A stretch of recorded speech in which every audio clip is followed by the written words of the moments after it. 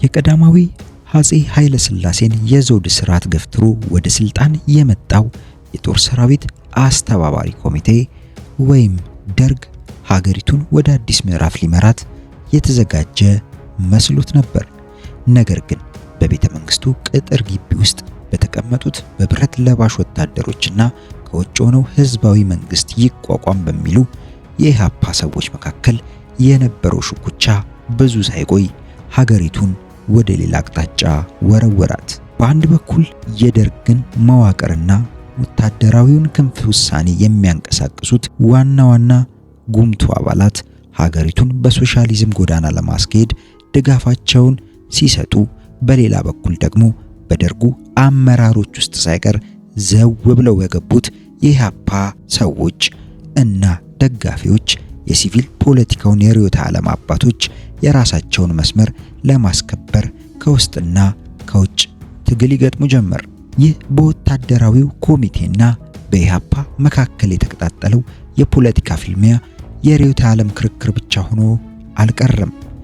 ጥር 26 ቀን 1969 ዓመተ ምህረት ትልቅ የታሪክ ፍንዳታ ፈነዳ።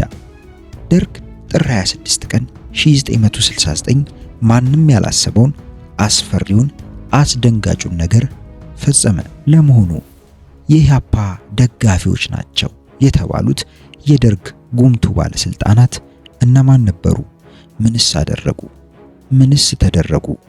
ዛሬ የንጉሠ ነገሥቱን መንግስት ተክቶ ስልጣን የያዘው ደርግና በደርግ ውስጥ ተሰግስገዋል የተባሉ የኢሃፓ አባላቶችና አደረጃጀት የገጠመው ጣፋንታ ምን ይመስል እንደነበር ወደ ጥር 26 ቀን 1969 ዓመተ ምህረት ተመልሰን እንቃኛለን። አብራችሁን ሁኑ።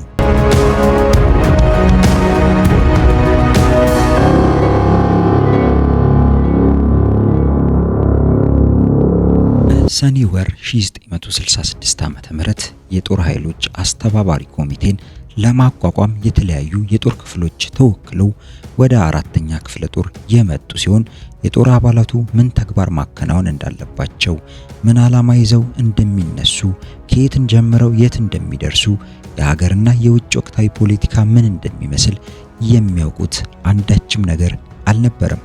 ህዝቡ በነበረው መንግስት ላይ ከዳር እስከ ዳር አመጾ የተነሳበት ወቅት ስለነበረ የህዝቡን እንቅስቃሴና የለውጥ ፍላጎት ማገዝ እንዳለባቸው ግን ጠንቅቀው ያውቁ ነበር። አስተባባሪው ኮሚቴ ተቋቁሞ ህልውናውን ለህዝብና በስልጣን ላይ ለነበረው መንግስት አሳውቆ የተወሰኑ እርምጃዎችን እየወሰደ የኃይለ ሥላሴን መንግስት መፈታተን እንደጀመረ የመላ ኢትዮጵያን ህዝብ ትኩረት እየሳበ መጣ። የህዝቡን አብዮታዊ ትግል የሚያስተባብርና የሚመራ ድርጅትም ሆነ ቡድን ባለመኖሩ በየካቲት ወር ከፍተኛ ደረጃ ላይ ደርሶ የነበረው የህዝቡ አብዮታዊ እንቅስቃሴ እየተዳከመ በመጣበት ወቅት አስተባባሪ ኮሚቴው በመመስረቱ ተስፋ ቆርጠው የነበሩት የተራማጅነት አስተሳሰብ የነበራቸው ግለሰቦች እንደገና የትግል ስሜታቸው ተነሳሳ። ከሀገር ውጭ በሚማሩ ተማሪዎች አማካይነት የተደራጁ ቡድኖች አባላትና ሌሎች ለውጥ ፈላጊ ግለሰቦች ወደ ሀገር ቤት በመመለስ ፍላጎታቸው እንዲፈጸም በአስተባባሪ ኮሚቴ በቀጥታና በተዘዋዋሪ መንገድ ግፊት ማድረግ ጀመሩ። አስተባባሪ ኮሚቴው ቆይቶ ደርግ እየተባለ መጠራት የጀመረው ለህዝብና ለሀገር የሚጠቅሙ እርምጃዎችን ለመውሰድ ጽኑ ፍላጎት ስለነበረው ለህዝብ አስተያየትና ለተራማጅ ግለሰቦች ምክር ከፍተኛ ግምት ይሰጥ ጀመር። ከዚሁ እምነት በመነሳት የህዝብ አስተያየት መስጫ ሳጥኖችን በአዲስ አበባ ከተማ በተለያዩ ቦታዎች በማስቀመጥ የህዝብን አስተያየት ለማሰባሰብ ሞከረ። የህዝቡ ምላሽ በጣም አስደናቂ ሆኖ ተገኘ። በየቀኑ አንዳንድ ጆንያ ሙሉ ደብዳቤዎች ይሰበሰቡ ጀመር። የሚመጡት ደብዳቤዎች አብዛኞቹ በግል አቤቱታ ላይ ቢያተኩሩም የተወሰኑት ግን ለስራቸው መቃናት የሚረዷቸው ጥቆማዎችና አስተያየቶችን ያቀፉ ስለነበሩ ወደ ተግባር ደርጉ ተረጎማቸው። በደብዳቤው ከሚደርሱ የህዝብ አስተያየቶች በተጨማሪ ከቤተሰቦቻቸው፣ ከጓደኞቻቸውና ከጎረቤቶቻቸው ሁሉ በርከት ያሉ ጥቆማዎችና አስተያየቶች ለደርጉ አባላት ይደርሱ ጀመር። የለውጥ ፈላጊ ምሁራን አብዮቱ ተራማጅ መንገድ ተከትሎ እንዲጓዝ በደርጉ ላይ ከፍተኛ ተጽዕኖ አሳደሩ። በወቅቱ ጥቂት አባላት የነበራቸው የፖለቲካ ቡድኖች መኖራቸው በህዝብ ዘንድ የማይታወቅ ቢሆንም የእነዚህ ቡድኖች አባላት በግለሰብ ደረጃ ሐሳብ በማቅረብ በተለያዩ ስብሰባዎች በመሳተፍና ጠቃሚ የሆኑ አስተያየቶችን በመስጠት ደርግ ያሳለፋቸውን ውሳኔዎች በማጥናትና በማዘጋጀት የተጫወቱት ሚና በቀላሉ የሚገመት አልነበረም። የገጠር መሬትን፣ የከተማ ቦታና ትርፍ ቤቶችን፣ ባንኮችን፣ ፋብሪካዎችና የተለያዩ የኢኮኖሚ ተቋማትን በመንግስት እንዲወረሱ የደነገጉ አዋጆች የመጀመሪያ ጥናትና ዝግጅት የተካሄደው ተራማጅ ነን በሚሉ ግለሰቦች ነው። እነዚህ ግለሰቦች በዚያን ጊዜ የህቡ ድርጅቶች አባላት መሆናቸው ግልጽ ባይሆንም ውሎ አድሮ ግን ብዙሃኖቹ የኢሃፓና የመኢሶን አባላት እንደነበሩ ለማወቅ ተቻለ። የገጠር መሬት አዋጅ ስር ነቀል በሆነ መልኩ የአዋጁ ረቂቅ ያዘጋጁት በአብዛኛው የኢሃፓ የመኢሶንና የኢጫት አባላት ነበሩ። የከተማ ቦታና ትርፍ ቤት አዋጅ የተጠናውና የተረቀቀው እንዲሁም ደርግ የመጨረሻውን ውሳኔ ካስተላለፈ በኋላ አዋጁ በተግባር የተተረጎመው በመኢሶን አባላት ነበር። የነዚህ ድርጅቶች አንዳንድ አባላት በስራ ምክንያት ወይም በአጋጣሚ ከደርግ አባላት ጋር ለመተዋወቅና ለመቀራረብ በመቻላቸው የድርጅታቸውን ፍላጎት በቀላሉ ለማስፈጸም ሁኔታው እየተመቻቸላቸው ከመምጣቱን ባሻገር ወሳኝ ኃላፊነት ያላቸውን የደርግ አባላት የድርጅታቸው አባላት ለማድረግ ሞከሩ። ሙከራቸው ግን እንዳሰቡት አልሰመረም ነበር። አብዛኞቹ የደርግ አባላት በፖለቲካው ዘርፍ ጠለቅ ያለ ግንዛቤ ባይኖራቸውም ደርግን እንደ ፖለቲካ ድርጅት በመቁጠር ታማኝነታቸውን ለደርግና ለደርግ ዓላማ ብቻ መሆን እንዳለበት ያምኑ ነበር። የኢትዮጵያ ሕዝብ ኑሮ የሚሻሻልበትን፣ ድህነትና ስራ አጥነት የሚወገድበትን፣ የኢትዮጵያ አንድነት የሚጠበቅበትን ተግባር ለማከናወን ከመትጋትና የኢትዮጵያ ትቅደም ዓላማን ከማስፈጸም ውጪ በሌላ የፖለቲካ ህቡ ድርጅቶች አባል መሆን ቀርቶ የድርጅቶቹን ህልውና እንኳን የሚያውቁ አይመስልም ነበር። ይህም ሆኖ ኢሃፓ የደርግ አባላትን መልምሎ ስልጣኑን ለመጨበጥ ሙከራ ማድረጉ አልቀረም።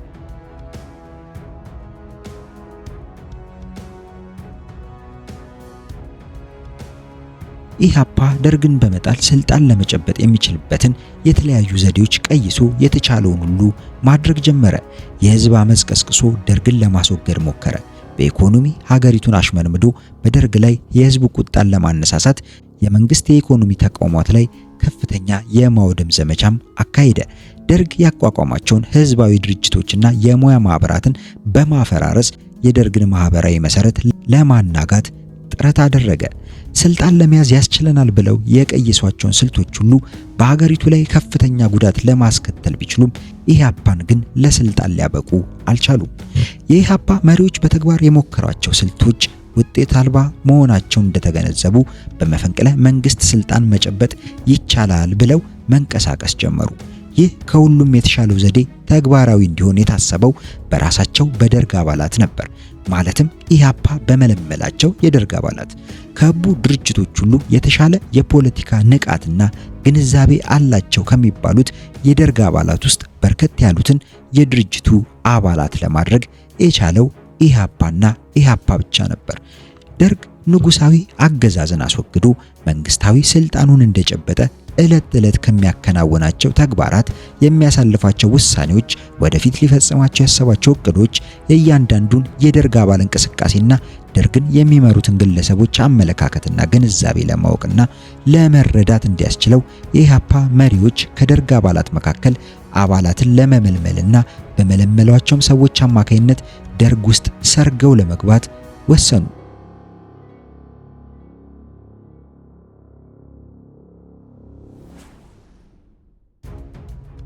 ለኢሃፓ አባልነት ከታጩት ጥቂት የደርግ አባላት ውስጥ በቀላሉ ለመመልመል ፈቃደኛ ይሆናል ተብሎ የተገመተው ሻምበል ሞገስ ወልደ ሚካኤልን በጓደኝነትና በትውውቅ አጠመዱት። ሻምበል ሞገስ በአባቱ የኤርትራ ትግሬ ሲሆን በእናቱ የአማራ ተወላጅ ነው። ኢሃፓን ከሚያሽከረክሩት የኤርትራ ተወላጆች ውስጥ አንዱ ደርግ ስልጣን እንደጨበጠ ሻምበል ሞገስን ይቀርበውና በፖለቲካ ጉዳዮች ላይ ውይይት ይጀምራሉ። ሻምበል ሞገስ በአዲስ አበባ ዩኒቨርሲቲ በሚማርበት ጊዜ የሚያውቃቸው የኢሃፓ አባላትም ይቀርቡትና የኢሃፓን ፕሮግራም እንዲቀበል ያዘጋጁታል። በመጨረሻ የባለቤቱ ወንድም በሆነና ፋሲካ አማረ በሚባል የኢሃፓ ጠንካራ አባል አማካይነት ሻምበል ሞገስ የድርጅቱ አባል እንዲሆን ይመለመላል። ፋሲካ አማረ የአርቲስቲክ ማተሚያ ቤት ስራ አስኪያጅ ነበር። የማምረቻ ድርጅቶችን ወደ መንግስት ይዞታነት ሲዘዋወሩና የተማሩ ተራማጅ ግለሰቦች እየተፈለጉ ድርጅቶችን በስራ አስኪያጅነት እንዲመሩ ከተደረጉ ግለሰቦች መካከል አንዱ ነው። በዚያን ጊዜ በስራ አስኪያጅነት የተመደቡት ግለሰቦች የተመረጡትም በመቶ አለቃ አለማየሁ ኃይሌና በሻምበል ሞገስ ነበር። ከተሾሙትም ስራ አስኪያጆች አብዛኞቹ የኢህአፓ አባላት ናቸው። ይህም የታወቀው ብዙ ጉዳት ካደረሱ በኋላ ሆነ እንጂ።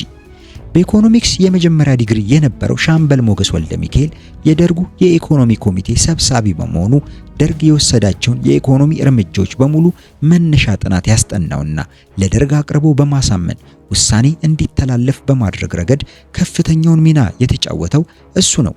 ከፍተኛና አነስተኛ ፋብሪካዎች፣ የገንዘብ ድርጅቶችን ማለትም ባንኮችና ኢንሹራንስ ተቋማት፣ በተለያዩ ደረጃ ላይ የሚገኙ ሆቴሎችና የመዝናኛ ማዕከሎች እንዲሁም በርካታ የንግድ ድርጅቶች ወደ መንግስት ይዞታነት እንዲዘዋወሩና የከተማ ቦታና ትርፍ ቤቶችም በመንግስት እንዲወረሱ የሚደነግገውን አዋጅ ከመውጣቱ በፊት ቅድሚያ ጥናት ያካሄዱት ኮሚቴዎች ያደራጀና አመራር ይሰጥ የነበረው ሻምበል ሞገስ ወልደ ሚካኤል የሚመራው የደርጉ የኢኮኖሚ ኮሚቴ ነበር። ውሎ አድሮ ለማወቅ እንደተቻለው ጥናቶቹን ባካሄዱት ኮሚቴዎች ውስጥ በርካታ የኢህአፓ አባላት ተገኝተው እንደነበር ተረጋግጧል። ከዚህ ሁኔታ በመነሳት የኢህአፓ አባላት ያልተሳተፉበት አንድም ኮሚቴ አልነበረም ቢባል ማጋነን አይሆንም። የደርግ አባላት ሻምበል ሞገስን ስለሚያምኑትና ስለሚያከብሩት በኮሚቴዎች የተጠኑ ጥናቶች ለውሳኔ በሚቀርቡበት ጊዜ ተራማጆችና ምሁራኖች ያጠኑት ስለሆነ ድጋፍ ሰጥተን እናሳልፈው የሚል አስተያየት ሞገስ ከሰጠ ብዙ ጥያቄዎች ሳይቀርቡና ጭቅጭቅም ሳይነሳ በከፍተኛ ድምፅ ድጋፍ አግኝቶ ይወሰን ነበር። በስብሰባዎች ሁሉ እሱ ከሚያቀርባቸው ሐሳቦችና የሚሰነዝራቸው አስተያየቶች በብዙሃኑ የደርግ አባላት ዘንድ ከፍተኛ ክብደት ስለነበራቸው በሰላማዊ መንገድ ኢህአፓን ለስልጣን ለማብቃት ተጠቅሞበታል። እንደ ሻምበል ሞገስ የኢህአፓ አባል ለመሆን የበቃው የመቶ አለቃ አለማየሁ ኃይሌ ነበር። አለማየሁ የፖሊስ ሰራዊት አባል ሲሆን የተማሩና የተሻለ የፖለቲካ ግንዛቤ ያላቸው ከሚባሉ ጥቂት የደርግ አባላት ውስጥ አንዱ ነው። በአዲስ አበባ ዩኒቨርሲቲ በሶሻል ወርክ የአራተኛ ዓመት ተማሪ በነበረበት ጊዜ ነው በክፍሉ ተመርጦ የደርግ አባል የሆነው። አለማየሁ በጣም ታታሪና ደከመኝ የማያውቅ ጠንካራ ሰራተኛ ስለነበር የደርጉ አስተዳደር ኮሚቴ ሊቀመንበር ሆኖ ከተመደበ በኋላ የተለያዩ የአስተዳደር ደንቦችና መመሪያዎችን በማዘጋጀት ደርግ በስርዓት እንዲመራ ከፍተኛ ጥረት አድርጓል። ይህ ጠንካራ ስራው የብዙ ደርግ አባላትን አድናቆት አትርፎለታል።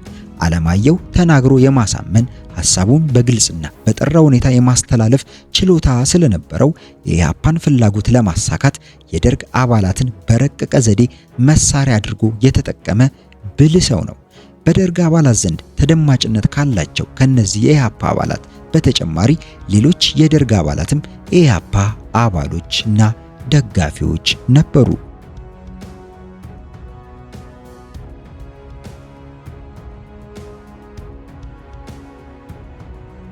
የኢህአፓ የፖለቲካ ቢሮ አባል የነበረው የጌታቸው ማሩ ወንድም የመቶ አለቃ መለሰ ማሩና ሻለቃ ህሩይ ኃይለ ሥላሴ የኢህአፓ አባላት ነበሩ። ከውጭ አገራት ተመልሶ በኢህአፓ መዋቅር ውስጥ ከፍተኛ ቦታ በመያዝ ሲንቀሳቀስ በነበረው ልጃቸው በአይንሸት ተፈሪ ግፊት ጄኔራል ተፈሪ በንቲ የኢህአፓ ደጋፊ ከመሆናቸውም በላይ የድርጅቱን ፍላጎት ተግባራዊ ለማድረግ የታገሉ የደርጉ ሊቀመንበር ናቸው። የሜሶን መሪዎች ደርግን በሁለት ጎራ ከፍለው የደርግ ተራማጅ ወይም ግራ ክንፍና የደርግ አድሃሪ ወይም ቀኝ ክንፍ በማለት ጥቂት የደርግ አባላትን ብቻ እንደ ተራማጅ በመውሰድ ብዙሃኑን የደርግ አባላት ደግሞ እንደ አድሃሪ ከመቁጠራቸውም ባሻገር ሜሶን የማይደግፋቸው አንዳንድ ደርግ የሚወስዳቸው እርምጃዎች የደርግ አድሃሪ ክንፍ ስራዎች ናቸው እያሉ በማወገዛቸው የብዙሃኑን የደርግ አባላት ጥላቻ አተረፉ። ሜሶንን የሚጠሉ የደርግ አባላት ሳያውቁት የኢህአፓ ደጋፊ ወደ መሆን እያዘነበሉ መጡ። ይህን ሁኔታ ቀስ በቀስ በሰላማዊ መንገድ ወይም በኃይል መፈንቅለ መንግስት በማካሄድ ኢህአፓን ለስልጣን ለማብቃት የሚያስችል መስሎ ታየ።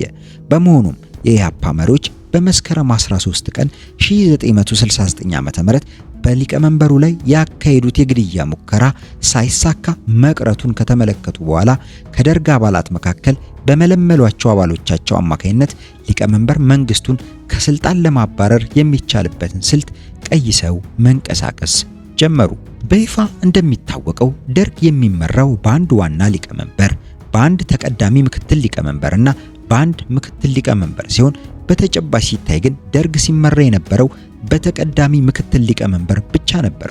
ዋና ሊቀመንበር የነበሩት ጄኔራል ተፈሪ በንቲ ለስሙ ርዕሰ ብሔር ተብለው በኢትዮጵያ መሪነት ቢታወቁም የውጭ እንግዶችንና አምባሳደሮችን መቀበልና መሸኘት፣ መንግስትን ወክለው በብሔራዊ በዓላት ስነ ስርዓት ላይ መገኘት፣ እንዳስፈላጊነቱ ጋዜጣዊ መግለጫ መስጠት፣ አልፎ አልፎ ደግሞ በደርግ ስብሰባዎች ላይ ተሳታፊ መሆን፣ በነጋሪት ጋዜጦች ላይ መፈረምና ሌሎች ጥቃቅን ተግባራትን ከማከናወን ውጪ በፖለቲካው በኢኮኖሚውና በወታደራዊ መስክ ምንም ስልጣን አልነበራቸውም ማለት ይቻላል።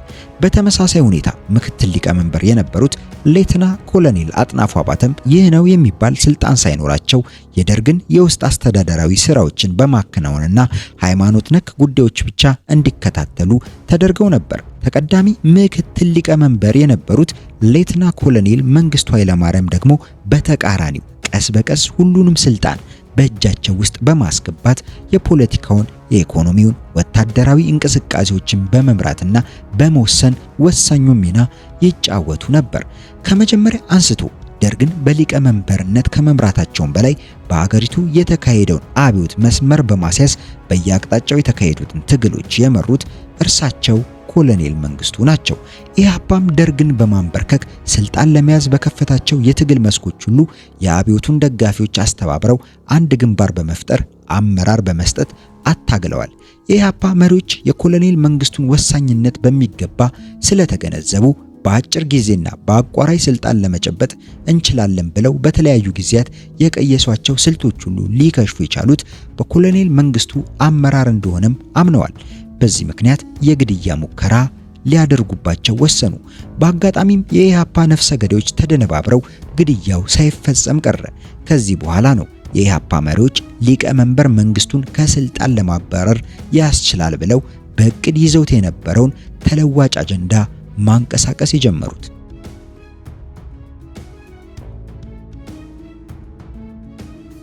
በሌተናል ኮሎኔል መንግስቱ ኃይለማርያም ላይ የተደረገው የግድያ ሙከራ ባለመሳካቱ ከፍተኛ ቅሬታ የተሰማቸው የኢህአፓ አባላትና ደጋፊዎች በድርጅታቸው በተሰጣቸው መመሪያ መሰረት ጸረ መንግስቱ ኃይለማርያም እንቅስቃሴ በደርግ ውስጥ ማካሄድ ጀመሩ።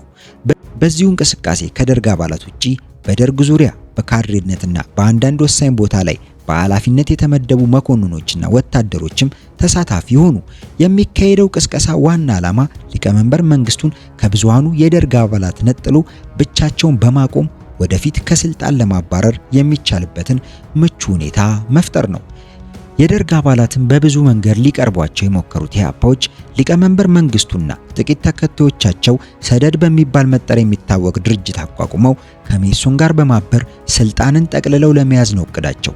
ስልጣንን ከያዙ በኋላ ደግሞ ህይወታችሁን መስዋዕት አድርጋችሁ ደርግን ለስልጣን ያበቃችሁት የደርግ አባላትን ሊያባረራችሁ እየተዘጋጀ ነው የሚለው ቅስቀሳ የበርካታ የደርግ አባላትን ስሜት ሰቅዞ ያዘ። ሰደድ የሚባለው የፖለቲካ ድርጅት በተወሰኑ የደርግ አባላት የተመሰረተ ቢሆንም ከጥቂቶቹ በስተቀር አብዛኞቹ የደርግ አባላት የድርጅቱ አባል እንዲሆኑ ባለመደረጋቸው ከፍተኛ ቅሬታ ፈጥሯል። በዚህ አይነት በደርግ አባላት ውስጥ ቅሬታ እንዳለ በሚገባ የተገነዘቡት ሻምበል ሞገስና የመቶ አለቃ አለማየሁ ኮሎኔል መንግስቱን ከደርግ አባላት ለመነጠል እንደ ዋና መሳሪያነት ተጠቀሙበት።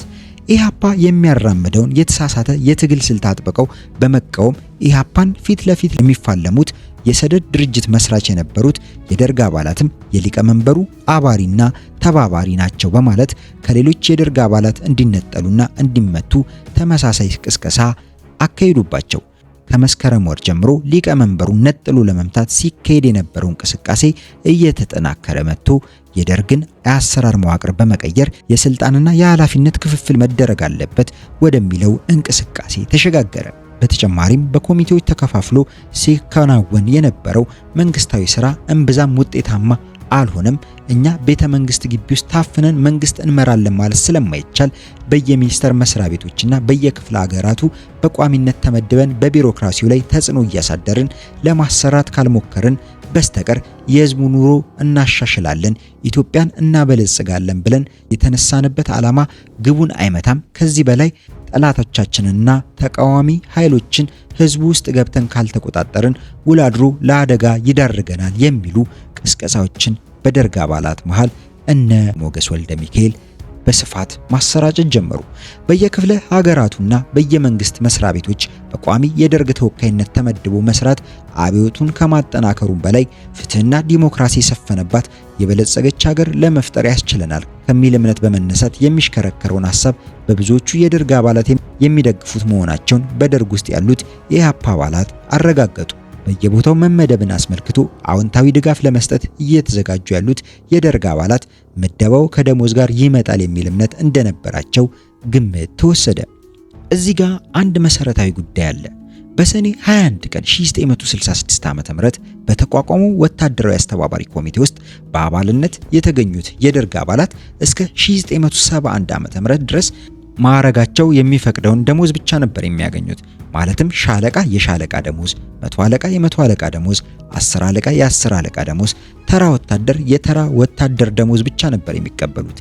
ለሥራ ጉዳይ በየክፍለ ሀገራቱ በሚዘዋወሩበትም ጊዜ በጥሩ የአበል አከፋፈል ደንብ መሰረት ለያዙት ማዕረግ ብቻ ነበር የቀን ውሎ አበል የሚሰጣቸው።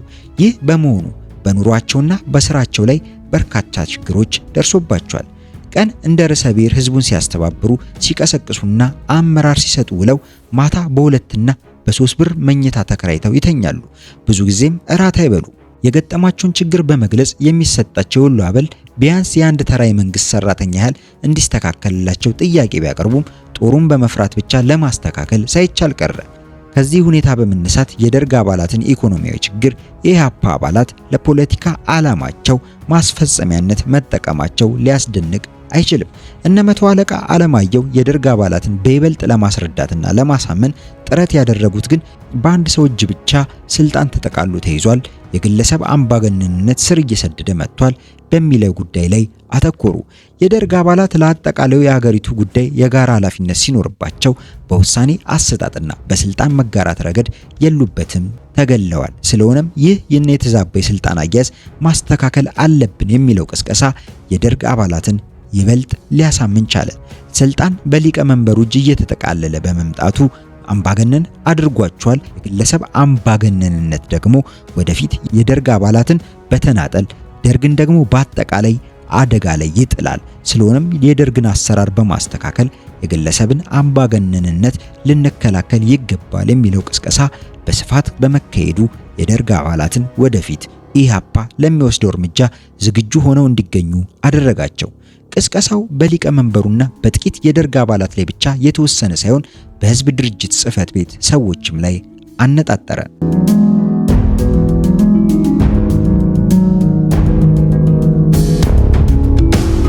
በህቡ ተደራጅተው ከሚንቀሳቀሱ የፖለቲካ ድርጅቶች ውስጥ ድርጅታዊ ጥንካሬ ኖሮት የኢህአፓን እንቅስቃሴ እያጋለጠ የሚታገለው ሜሶንን ጨምሮ ለመምታት በተቀየሰው የኢህአፓ ስልት መሰረት የደርግ አባላት የህዝብ ድርጅት ጽህፈት ቤትን በመጥፎ ዓይን እንዲመለከቱት በማድረግም ረገድ ቅስቀሳው ተካሄደ። ቅስቀሳው የህዝብ ድርጅት ጽህፈት ቤት ብለን ከፍተኛ ገንዘብና መጓጓዣ ቁሳቁስ መድበን ከየትም ሰብስበን በጽህፈት ቤቱ የመደብናቸው ሰዎች ከምንም ተነስተው ድርጅታቸውን አጠናክረውና አሳብጠው እኛን የደርግ አባላትን ዝቅ አድርገው ይመለከቱናል። አልፎ ተርፈው ደርግን በሁለት ጎራ ለይተው አድሃሪና ተራማጅ የሚል መለያ ሰጥተውናል እየተባለ ሰፊ ቅስቀሳ ተካሄደ። በዚህ አኳኋን የተካሄደው ቅስቀሳ ስር እየሰደደ መጥቶ አብዛኞቹን የደርግ አባላት ለዓላማቸው ማስፈጸሚያነት ካዘጋጇቸው በኋላ በጠቅላላ የደርግ ስብሰባ ላይ ውይይት የሚካሄድበትን ዘዴ ቀየሱ። ደርግ በፓርቲ መልክ አደራጅቶ ኮሎኔል መንግስቱን ጠቅልለው የያዙትን ስልጣን ለኢህአፓና ለደጋፊዎች በማከፋፈል ድርጅታችንን በቀላሉ ለስልጣን እናበቃለን ብለው የኢህአፓ መሪዎች ያዘጋጁትን ሰነድ እነ ሻምበል ሞገስ ተቀብለው ተግባራዊ ሊያደርጉ ተነሱ። ደርግን በአዲስ አወቃቀር ዘዴ በማደራጀት በጉልህ እየታየ የመጣውን የአንድ ሰው አምባገነንነትን ማስወገድ ከማስቻሉም በላይ የደርግ አባላትን በሚኒስቴር መስሪያ ቤቶችና በየክፍለ ሀገራቱ በቋሚ የደርግ ተወካይነት በመመደብ እንዲያገለግሉ ይደረጋል። ይህም በመሆኑ የደርግ አባላት ደሞዝ ይቆረጥላቸዋል የሚለው ቅስቀሳ በአብዛኛው የደርግ አባላት ዘንድ ተቀባይነት በማግኘቱ የደርግን አቋምና መተዳደሪያ ደንብ በአስቸኳይ ማጽደቅ ይኖርብናል የሚል ግፊት ተጠናከረ። ይህ በዚህ እንዳለ ደርግ የሚተዳደርበት ደንብ ያስፈልገዋል። የደርግ አባላት በአንድ ቦታ ተከማይተው ከሚያስቸግሩ በተለያየ የሥራ ክፍሎች ቢሰማሩና አብዮቱን ቢረዱ ይሻላል ብሎ የመቶ አለቃ አለማየሁ ለሊቀ መናብርቱ በማስረዳት እንዲቀበሉት አደረገ። በተለይ ጄኔራል ተፈሪና ሌተና ኮሎኔል አጥናፉ የቀረበውን ሐሳብ ያለ ምንም ማቅማማት ስለደገፉት ሌተና ኮሎኔል መንግስቱ የነ አለማየሁን ዓላማ ምን ሊሆን እንደሚችል የጠረጠሩ ቢሆንም የአብዛኛው የደርግ አባላት ግፊት እንዳለበት ቀደም ብለው ስለተገነዘቡ ሳይወዱ በግዳቸው በቅሬታ ሐሳቡን ተቀበሉ። ከመስከረም 1969 ዓመተ ምህረት ጀምሮ በሌተና ኮሎኔል መንግስቱ ላይ የተካሄደው አሉታዊ ቅስቀሳ በአብዛኞቹ የደርግ አባላት እንዲጠሉ አደረጋቸው። ይህ የጥላቻ ቅስቀሳ በሌተና ኮሎኔል መንግስቱ ላይ ብቻ ሳይሆን የእሳቸው ደጋፊ ናቸው የሚባሉት ጥቂት የደርግ አባላት ላይም አነጣጠረ። በሚያልፉበትና በሚያገድሙበት ሁሉ በቀጥታ ወይም በቀጥተኛ ባልሆነ መንገድ የስድብ ናዳ ይወርድባቸው ጀመር። የግለሰብ አሽከሮች፣ አጨብጫቢዎች፣ ካህዲዎች፣ አድርባዮች፣ ጊዜያችሁን ጠብቁ እየተባሉ የስም ማጥፋት ዘመቻ ተካሄደባቸው። እነርሱም በበኩላቸው የሚካሄደው የማፍረስ እንቅስቃሴ የኢህአፓ ስራ ነው፣ ኢህአፓ ደርግን ከፋፍሎ ኃይል በማሳጣት ስልጣን ለመጨበጥ የሚያካሄደው አደገኛ ቅስቀሳ ነው፣ እስቲ ረጋ ብላችሁ ተመልከቱት እያሉ ለሌሎቹ የደርግ አባላት ለማስረዳት ቢሞክሩም ሰሚ ጆሮ አጡ። በወቅቱ ብዙዎቹ ተጨፍነዋል፣ አያዩም፣ ተደፍነዋል፣ አይሰሙም። ተገፍተውና ተቀስቅሰው የማይመለሱበት ደረጃ ላይ ደርሷል። ደርግ ለመጀመሪያ ጊዜ በኢህአፓ ሴራ አንድነቱ ተናጋ። ደርግ 3 ቦታ ተከፈለ። ብዙሃኑ ምናልባት 75 በመቶ ሊሆን በሚችል መልኩ ሻምበል ሞገስና የነ አለማየሁ ሴራ ሰለባ ሆኖ የኢህአፓን እቅድ ለማስፈጸም የተዘጋጀ ሲሆን 15 በመቶ የሚሆኑት የደርግ አባላት ደግሞ ከሌተና ኮሎኔል መንግስቱ ጎን ተሰልፈው በደርግ ላይ እያንዣበበ የመጣውን አደጋ ለማስወገድ የሚታገሉ ነበሩ። የቀሩት 10 በመቶ ደግሞ ከየትኛውም ጎራ ሳይወግኑ የሚካሄደውን እንቅስቃሴ እኛን አይመለከትም በማለት ራሳቸውን አግለው ተቀምጠው ነበር።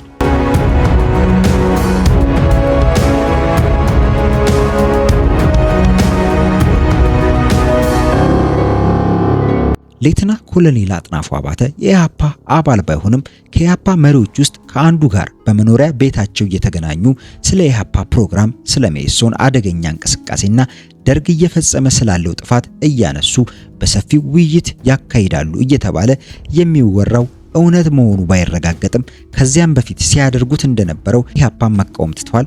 በደርግ ውስጥ ኢህአፓ የሚያካሂደው እንቅስቃሴ በቀጥታ በክፉ ዓይን በሚመለከቷቸው በሌተና ኮሎኔል መንግስቱ ላይ ብቻ በማነጣጠሩ ሌተና ኮሎኔል አጥናፉ በይፋ ለመቃወምም ሆነ ለመደገፍ ሳይሞክሩ ዝምታን መረጡ። ይህም በመሆኑ ለነ አለማየሁ ቡድን ምቹ ሁኔታ ፈጠረላቸው። ደርግ በሳምንት 3-4 ቀናት ስብሰባ ያካሂዳል። የተለያዩ አጀንዳዎች ይያዛሉ። የቀረቡትን አጀንዳዎች አጽድቆ በእያንዳንዱ ጉዳይ ላይ ሰፊ ውይይት ይደረጋል። በመጨረሻም ስምምነት ላይ በተደረሰባቸው ጉዳዮች ላይ ውሳኔ ያሳልፋል። የደርግ ውሳኔዎች ሁሉ ተፈጻሚ ይሆናሉ። የደርግ አባላት ውሳኔዎች የማይፈጸሙ ሆነው ካገኟቸው ለምን አልተፈጸመም ብለው ሊቀ መናብርቱንና ዋና ጸሐፊውን ይጠይቃሉ፣ ወቀሳም ይሰነዝራሉ። ከነዚህ አይነት ወቀሳ ለመዳን ሲባል በተለይ ጸሐፊው ደርግ ያሳለፋቸውን ውሳኔዎች ለማስፈጸም ይጥራል።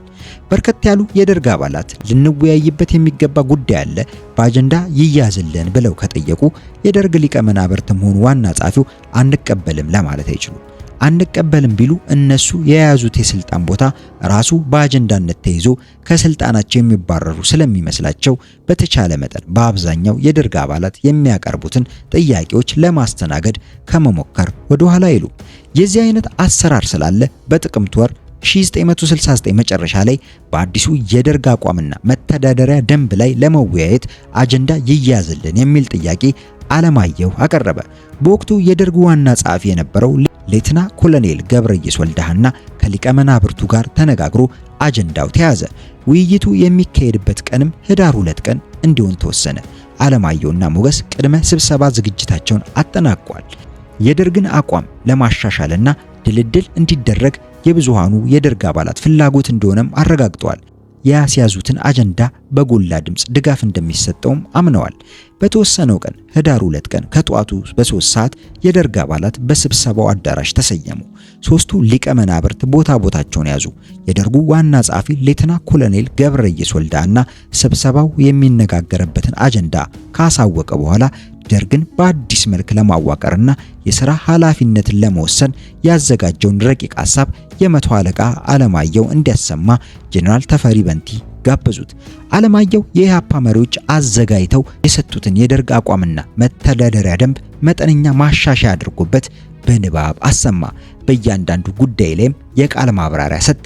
በመቀጠልም በደርግ ውስጥ አምባገነንነት እየሰፈነ መጥቷል፣ ስልጣንም ሙሉ በሙሉ በሌተና ኮሎኔል መንግስቱ እጅ ውስጥ ተጠቃሎ ገብቷል እያለ ሰፊ ገለጻ ከሰጠ በኋላ ደርግን በአዲስ መልክ በማዋቀርና የስልጣን ክፍፍል በማድረግ ችግሩን ለማስወገድ ይቻላል ከሚል እምነት በመነሳት በአጀንዳ ተይዞ ለውይይት ቀርቧል ብሎ ገለጻውን አበቃ። ቀጥሎ መድረኩ ለውይይት ክፍት ሆነ። በቅድሚያም ወደ ዝርዝር ውይይት ከመግባታችን በፊት በነጻነት ሐሳባችንን ለመግለጽ እንዲያስችለን ሁለቱ ምክትል ሊቀመናብርት ከተቀመጡበት ወንበር ወርደው እንደ ተራ የደርግ አባል ከኛ ጋር ተቀላቅለው ይቀመጡ የሚል አስተያየት በአንድ የደርግ አባል ተሰነዘረ። የቀረበውን አስተያየት ቤቱ ስለተቀበለው ሁለቱም ምክትል ሊቀመናብርት ለመጀመሪያ ጊዜ ከወንበራቸው ወርደው ከደርግ አባላት ጋር ተቀላቅለው ተቀመጡ። አለማየሁ በድፍረት ሌተና ኮሎኔል መንግስቱ አምባገነን ሆኗል ብሎ የሰነዘረው አስተያየት የመጀመሪያው ምት ሲሆን ከወንበራቸው እንዲወርዱ መደረጉ ደግሞ እንደ ሁለተኛ ምት ተቆጠረ። በአጀንዳው ላይ ውይይት መካሄድ ቀጠለ። በርካታ የደርግ አባላት የተለያዩ አስተያየቶችን ሰነዘሩ። የአለማየሁ ጥናት የደርግን አቋምና የስልጣን ክፍፍልን ብቻ የሚመለከት ስለነበር የደርግ አባላትን እንዳላረካ ተገለጸ። በመሆኑ ደሞዝን፣ የውሎ አበልን፣ የመኖሪያ ቤትንና ጠቅላላ የኑሮ ሁኔታን፣ የተለያዩ መብቶችን ጥናቱ ማካተት አለበት የሚል አስተያየት በርከት ባሉ የደርግ አባላት ቀረበ። ጊዜው አይደለም፣ በእነዚህ ጉዳዮች ላይ ልንወያይ አይገባም፣ ምክንያቱም የራሳቸውን ኑሮ እያደላደሉ ናቸው ብሎ ጦሩ ሊነሳብን ይችላል፣ ህዝቡም የሚሰጠንን ድጋፍ ይነሳናል የሚል ተቃውሞ በአንዳንድ የደርግ አባላት ቢሰነዘርም በዚህ ጉዳይ ላይ ሰፊ ውይይት ተካሄደ። የተለያዩ አስተያየቶችም ተሰጡ። ይህም ሆኖ ግን ሁሉን ሊያስማማ የሚችል አቋም ላይ ለመድረስ ባለመቻሉ አንድ አስታራቂ ሐሳብ ቀረበ። ይኸውም በውይይት የተነሱ ነጥቦች ከግንዛቤ ውስጥ በማስገባት በአጭር ጊዜ ውስጥ አጥንተው የውሳኔ ሐሳብ የሚያቀርቡልን 3 የጥናት ኮሚቴዎች ይቋቋሙ የሚል ነበር። ሁሉም የደርግ አባላት በዚሁ ሐሳብ ስለተስማሙ 3 የጥናት ኮሚቴዎችን በመመስረትና መመሪያ በመስጠት ስብሰባው አበቃ። የተቋቋሙት ኮሚቴዎች ስራቸውን ወዲያው ጀምረው በአንድ ሳምንት ጊዜ ውስጥ ጥናታቸውን አጠናቀው ለውሳኔ ያቀረቡ። የደርግ አባላት በ3 ኮሚቴ ተደልድለው ባጠኑት የደርግ አቋምና መተዳደሪያ ደንብ ላይ የደርግ ጠቅላላ ጉባኤ በህዳር 9 ቀን ውይይት ማካሄድ ጀመረ። በእያንዳንዱ ጉዳይ ላይ 3ቱ ኮሚቴዎች የወሰዱትን አቋም በማነጻጸር ነበር በድምጽ ብልጫ ውሳኔ የሚሰጠው። በመጀመሪያ ውይይት የተደረገው በደርግ አቋም ላይ ነበር። 3ቱም ኮሚቴዎች በተመሳሳይ መልክ ያቀረቡት የደርግ አቋም በሙሉ ድምጽ ጸደቀ። ይኸውም የደርግ አባላት በሙሉ የሚገኙበት አካል የደርግ ጠቅላላ ጉባኤ እንዲባል፣ የተወሰኑ የደርግ አባላትን ብቻ የሚያቅፍ የደርግ ማዕከላዊ ኮሚቴ እንዲባል፣ ጥቂት የደርግ አባላት ብቻ በአባልነት የሚገኙበት አካል ደግሞ የደርግ ቋሚ ኮሚቴ የሚል መጠሪያ ተሰጥቶት እንዲቋቋም የሚለው ነው። መተዳደሪያ ደንቡም ሰፊ ክርክር ከተካሄደበት በኋላ መጠነኛ ማሻሻል ተደርጎበት እንደ ደርግ አቋም ጸደቀ። በክፍለ ሀገራትና በሚኒስቴር መስሪያ ቤቶች የሚመደቡት የደርግ አባላት ሊኖራቸው የሚገባው ስልጣንና የሥራ ኃላፊነት በንባብ ከተሰማ በኋላ መጠነኛ ማስተካከያ ተደርጎ ጸደቀ። በተመሳሳይ መንገድ በተከታታይ ባሉ ቀኖች ውስጥ በርካታ ጉዳዮች ላይ ውሳኔ የተሰጠባቸው በጀትን፣ ደሞዝን፣ የውሎ አበልንና የመኖሪያ ቤትን አስመልክቶ ሰፊ ክርክር ተካሄደ። በተለይ በደሞዝ መልክ ገንዘብ እየተከፈለን ቤተሰባችንንና ራሳችንን በመጠኑም ቢሆን ከችግር ልናላቅቅ ይገባል የሚለው አስተያየት ጠንካራ ተቃውሞ ገጠመው። እኛን ከሌላው የህብረተሰብ ክፍል ለይተን ልንመለከት አይገባም፣ የእኛን ፍላጎት ከህዝቡ ማስቀደም የለብንም ብለው በርካታ የደርግ አባላት ስለተቃወሙ በደሞዝ መልክ ይከፈለን የሚለው ሐሳብ ውድቅ ሆኖ ለሥራ ጉዳይ ከአዲስ አበባ ውጪ በምንንቀሳቀስበት ጊዜ ብቻ የውሎ አበል ይከፈል፣ ወደፊት አጠቃላይ የሥራ ሁኔታችን እስኪወሰን ድረስ በማዕረጋችን ብቻ በምናገኘው ደሞዝ እንድንወሰን ይሁን የሚለው ሐሳብ ተቀባይነት አገኘ።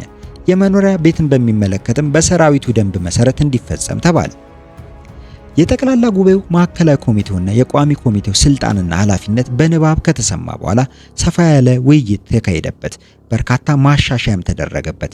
በተቃዋሚ ኃይሎች ላይ የሚወሰደው እርምጃ በጠቅላላ ጉባኤው እንዲወሰን የቀረበው ሐሳብ ብዙ አነጋገረ።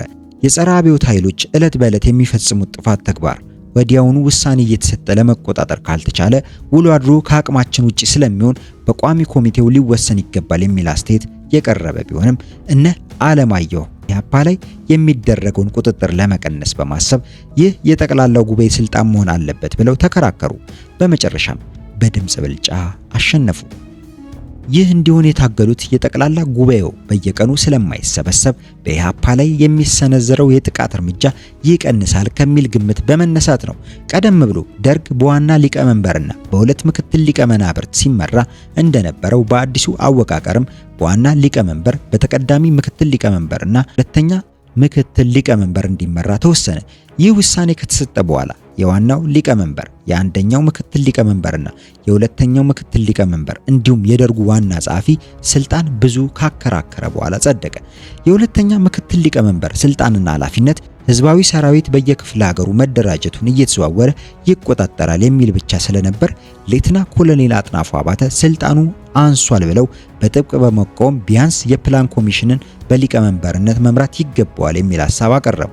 የአራተኛ ክፍለ ጦር ሰራዊት ቅር ይሰኛል በማለት ካልሆነ በስተቀር የሁለተኛ ምክትል ሊቀመንበርነት ቦታ እንኳን እንዲይዙ የብዙሃኑ የደርግ አባላት ፍላጎት አልነበረም። በመሆኑም ስልጣን አነሰኝ ይጨመርልኝ ብለው ያቀረቡትን ሐሳብ ሁሉም የደርግ አባላት በአንድ ድምፅ አይቻልም በማለት ውድቅ አደረጉባቸው። ዋናው ሊቀመንበር ወሳኝ ስልጣን ተሰጠው። የጦር ኃይሎች አዛዥና የሀገሪቱ ርዕሰ ብሔር ሆነ። በገንዘብና በሀገሪቱ ኢኮኖሚ ላይ እንዲያዝና እንዲወስን ሙሉ ስልጣን እንዲኖረው ተደረገ። የአንደኛው ምክትል ሊቀመንበር ስልጣን ለዋናው ሊቀመንበር መሰጠቱ በደርግ ውስጥ መሰረታዊ የስልጣን ዝውውር መደረጉን አሳየ። አንደኛው ምክትል ሊቀመንበር ጦሩን ከማዘዝና በኢኮኖሚው ላይ ከመወሰን ተገድቦ የሚኒስትሮች ምክር ቤት ሰብሳቢ ብቻ እንዲሆን ተወሰነ። ዋና ጸሐፊው ደግሞ የተስፋፋ ስልጣን እንዲኖረው ተደረገ። ዋና ጸሐፊው የደርጉን ጠቅላላ ጉባኤ፣ የማዕከላዊ ኮሚቴ፣ የቋሚ ኮሚቴው ዋና ጸሐፊ ከመሆኑም ባሻገር የደርጉ የአስተዳደርና ፋይናንስ ኃላፊ ሆነ።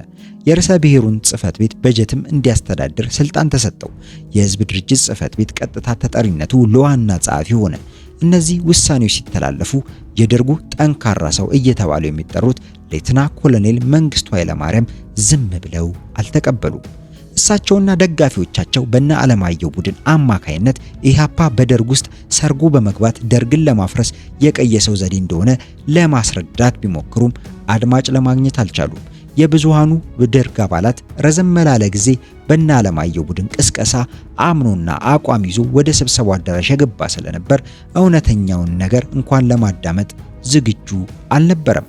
ለማስረዳትና ለማሳበብ የተደረገው ጥረት ሁሉ ከንቱ ሆነ። የሊቀመናብርቱና የዋና ጸሐፊው ስልጣንና ኃላፊነት ከተወሰነ በኋላ ምርጫ ወደ ማድረጉ ተሸጋገሩ። ምርጫው ከመጀመሩ በፊት ግን አስመራጭ ኮሚቴ ተመረጠ። በቅድሚያ ዋናው ሊቀመንበሩና ሁለቱ ሊቀመናብርት እንምረጥ ተባለ። ከዚያን ወቅት በፊት የነበሩት ሊቀመናብርት መተካት አለብን ያለ አንድም የደርግ አባል ስላልነበረ ሊቀመናብርቱ እንዳሉ ይቆዩና ግን የድምጽ ማስተማመኛ እንስጣቸው የሚል አስተያየት በአንድ የደርግ አባል ቀረበ።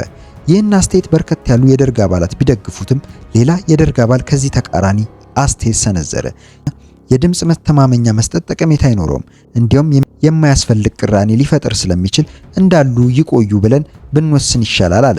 ይህ አስተያየት ብዙ ሳያከራክር ተቀባይነት አገኘ።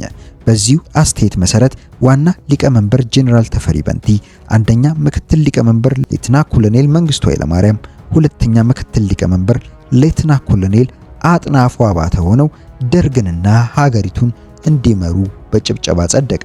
ሊቀመናብርቱ እንዳሉ በስልጣን ላይ ሲቆዩ የሚል ውሳኔ ከተላለፈ በኋላ ዋና ጸሐፊ ምርጫ ማካሄድ ተጀመረ። ለዋና ጸሐፊነት 7 የደርግ አባላት ለውድድር ስማቸው ተጠቆመ።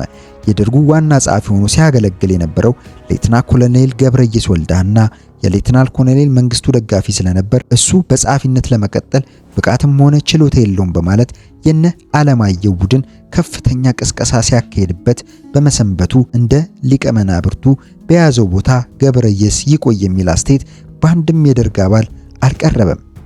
የዋና ጸሐፊነቱን ቦታ ማን መያዝ እንዳለበት ቀደም ብሎ ይፋዊ ባልሆነ መንገድ ብዙዎቹ የደርግ አባላት የተወያዩበትና ውሳኔም ላይ የደረሱበት ጉዳይ ስለነበር ስማቸው ከተጠቆመው ውስጥ አንድ ሰው በቀጥታ እንምረጥ ተባለ።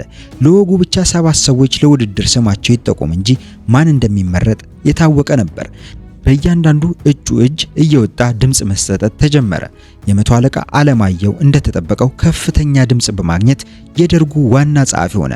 አለማየሁ በከፍተኛ ድምጽ መመረጡንና ሲመኘው የነበረውን የፖለቲካ ስልጣን መያዙን ካረጋገጠ በኋላ ቦታውን ለመያዝ እንዳልታገለ ሁሉ ከተቀመጠበት ተነስቶ ጣቱን ወደ ሌተና ኮሎኔል መንግስቱ እየጠቆመ ከዚህ ሰውዬ ጋር እንዴት እንድሰራ ነው የመረጣችሁኝ? እሱ እኮ ይገድለኛል ብሎ ቅሬታውን አሰማ። አለማየሁ እንባ እየተናነቀው ይህን የተናገረው ተባብራችሁ ለመስራት የማትችሉ ከሆነ አንዳችሁ ከተመደባችሁበት ቦታ መነሳት አለባችሁ ተብሎ በድምጽ ብልጫ ሌተና ኮሎኔል መንግስቱን ከስልጣን ለማባረር የቀየሰው ስልት እንደሆነ በመገመቱ በችልታ ታለፈ። ኢህአፓ የደርጉን ዋና ሰው በመግደል ስልጣን ለመጨበጥ የሸረበው ሴራ ሳይሳካለት ቢቀርም በሰላማዊ መንገድ ከደርግ ውስጥ በመለመላቸው አባላቱ አማካይነት ኩዴታ የሚመስል እንቅስቃሴ አካሂዶ የስልጣኑን ልጓም ጨበጠ። ኢህአፓ ደጋፊና አድናቂ የነበሩት ጄኔራል ተፈሪ ሙሉ ስልጣን ያለው ርዕሰ ብሔር ሲሆኑ የኢህአፓ አባል የነበረው የመቶ አለቃ አለማየሁ ኃይሌ ደግሞ የደርጉ ዋና ጸሐፊ ሆኖ በመመረጡ ስልጣን በኢህአፓ እጅ ውስጥ በእርግጠኝነት የገባች መስሎ ታየ።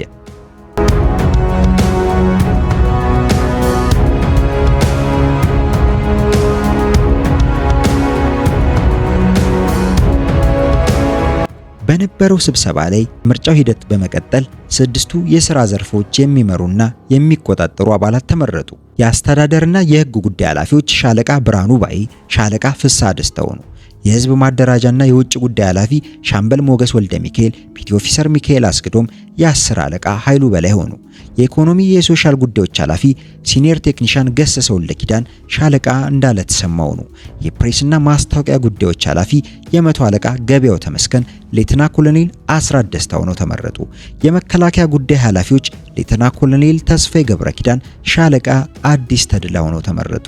የህዝብና የደህንነት መረጃ ሌተና ኮሎኔል ህሩይ ኃይለ ሥላሴ፣ ሌተና ኮሎኔል ተካቱሉ ሆነው ሲመረጡ ጄኔራል ተፈሪ በንቲ፣ ሌተና ኮሎኔል መንግስቱ ኃይለማርያም፣ ሌተና ኮሎኔል አጥናፉ አባተ፣ የመቶ አለቃ አለማየሁ ኃይሌ፣ ሻለቃ ብርሃኑ ባይ፣ ሻለቃ ፍስሐ ደስታ፣ ሻምበል ሞገስ ወልደ ሚካኤል፣ ፒቲ ኦፊሰር ሚካኤል አስገዶም፣ የ10 አለቃ ኃይሉ በላይ፣ ሲኒየር ቴክኒሻን ገሰሰ ወልደ ኪዳን፣ ሻለቃ እንዳለ ተሰማ፣ የመቶ አለቃ ገበያው ተመስገን፣ ሻለቃ አስራት ደስታ፣ ሌተና ኮሎኔል ተስፋዬ ገብረ ኪዳን፣ ሻለቃ አዲስ ተድላ፣ ሻለቃ ህሩይ ኃይለ ሥላሴ፣ ሌተና ኮሎኔል ተካቱሉ የደርግ ቋሚ ኮሚቴ አባላት ሆነው ተመረጡ።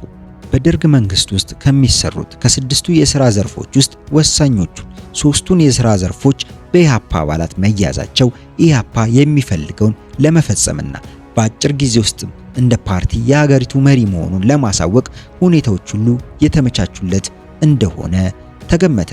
የኢህአፓ አባል የነበረው ሻምበል ሞገስ ወልደ ሚካኤል ኢህአፓን ያደራጀውና በቀጥታና በተዘዋዋሪ መንገድ የሚመራው የሻዕቢያ አባል የነበረው ፒቲ ኦፊሰር ሚካኤል አስገዶም፣ ኢህአፓ አባል የነበረው የ10 አለቃ ኃይሉ በላይ የህዝብ ማደራጃና የውጭ ጉዳይን የሥራ ዘርፍ እንዲመሩ መደረጋቸው፣ የኢህአፓ አባል የነበረው ሌተና ኮሎኔል ህሩይ ኃይለ ሥላሴ የህዝብ ደህንነትና የመረጃ ሥራ ዘርፍን እንዲቆጣጠርና እንዲመራ መደረጉ ኢህአፓ ምን ያህል በይፋ ስልጣን ለመጨበጥ እየተቃረበ መምጣቱን አመላከተ። የኢህአፓ መሪዎችም በጉጉት ሲጠብቁት የነበረው ስልጣን በእጃቸው እንደገባ እርግጠኛ ለመሆን ጫፍ ደረሱ። ምርጫው ቀጠለ። በእያንዳንዱ ክፍለ ሀገር የደርግ አባላት እንዲመደቡ በተወሰነው መሰረት ሶስት የደርግ አባላት እየተመረጡ ተደለደሉ። በተለያዩ መስሪያ ቤቶች በደርግ ተጠሪነት፣ በጦሩ ውስጥ ደግሞ በኮሚሳርነት የደርግ አባላት ተመደቡ። በዚህ ምደባ ሽፋን የሌተና ኮሎኔል መንግስቱ ደጋፊዎች ናቸው የተባሉት አብዛኞቹ የደርግ አባላት ከአዲስ አበባ ውጪ ተመደቡ። ሌተና ኮሎኔል መንግስቱን ለማዳከም የቅርብ ረዳታቸው የነበረውን የ10 አለቃ መንግስቱ ገመቹን ወደ ሐረርጌ መደቡት። ፒቲ ኦፊሰር ታምራት ፈረደ፣ የ50 አለቃ ለገሰ አስፋውና ጁኒየር ቴክኒሻን ደምሰው ካሴ የፖለቲካ ኦፊሰር ሆነው ተመደቡ። ሻምበል ፍቅረ ስላሴ ወግደረስም የእድገት በህብረት ጽህፈት ቤቱ ኃላፊ ሆኖ ተመደበ። ለሶስቱ ሊቃነ መናብርት ረዳት ጸሐፊዎች እንዲሆኑ 3 የደርግ አባላት ተመረጡ። ሌላው የኢህአፓ አባል የመቶ አለቃ መለሰ ማሩ ለሊቀመንበር ተፈሪ በንቲ ረዳት ጸሐፊ ሆኖ ተመረጠ። አንደኛ ምክትል ሊቀመንበር ለነበሩት ለሌተና ኮሎኔል መንግስቱ ኃይለማርያም ረዳት ጸሐፊ እንዲሆን የመቶ አለቃ መላኩ ተፈራ በከፍተኛ ድምጽ ተመረጠ። በዚህ ጊዜ ሌተና ኮሎኔል መንግስቱ ተነስተው ምርር ባለ አነጋገር ቅሬታቸውን ገለጹ። ሁላችሁም እንደምታውቁት ከመቶ አለቃ መላኩ ጋር ቅራኔ ያለን፣ አንግባባም። ታዲያ ይህን እያወቃችሁ አብረን እንድንሰራ ነው ወይንስ ቅራኔያችን ተባብሶ ከፍተኛ ደረጃ ላይ እንዲደርስ ተፈልጎ ነው እሱን ለኔ ረዳት አድርጋችሁ የመረጣችሁት? እኔ እንድሰራ ከፈለጋችሁ ለብዙ ጊዜ የኔ ረዳት ሆኖ የቆየውን መንግስቱ ገመቹን መድቡልኝ ብለው ተቀመጡ። ሁሉም የደርግ አባላት መላኩና መንግስቱ በአንድ ወቅት እንደተጣሉና ቃላት እንደተለዋወጡ ስለሚያውቁ መንግስቱ ገመቹ ወደ ሐረርጌ ከመሄድ እዚሁ ቀርቶ የሌተና ኮሎኔል መንግስቱ ረዳት እንዲሆን በድምጽ ብልጫ ተስማሙ። የ10 አለቃ ግርማ አድማሱም የሁለተኛ ምክትል ሊቀመንበር ሌተና ኮሎኔል አጥናፉ አባተ ረዳት ሆኖ ተመረጠ።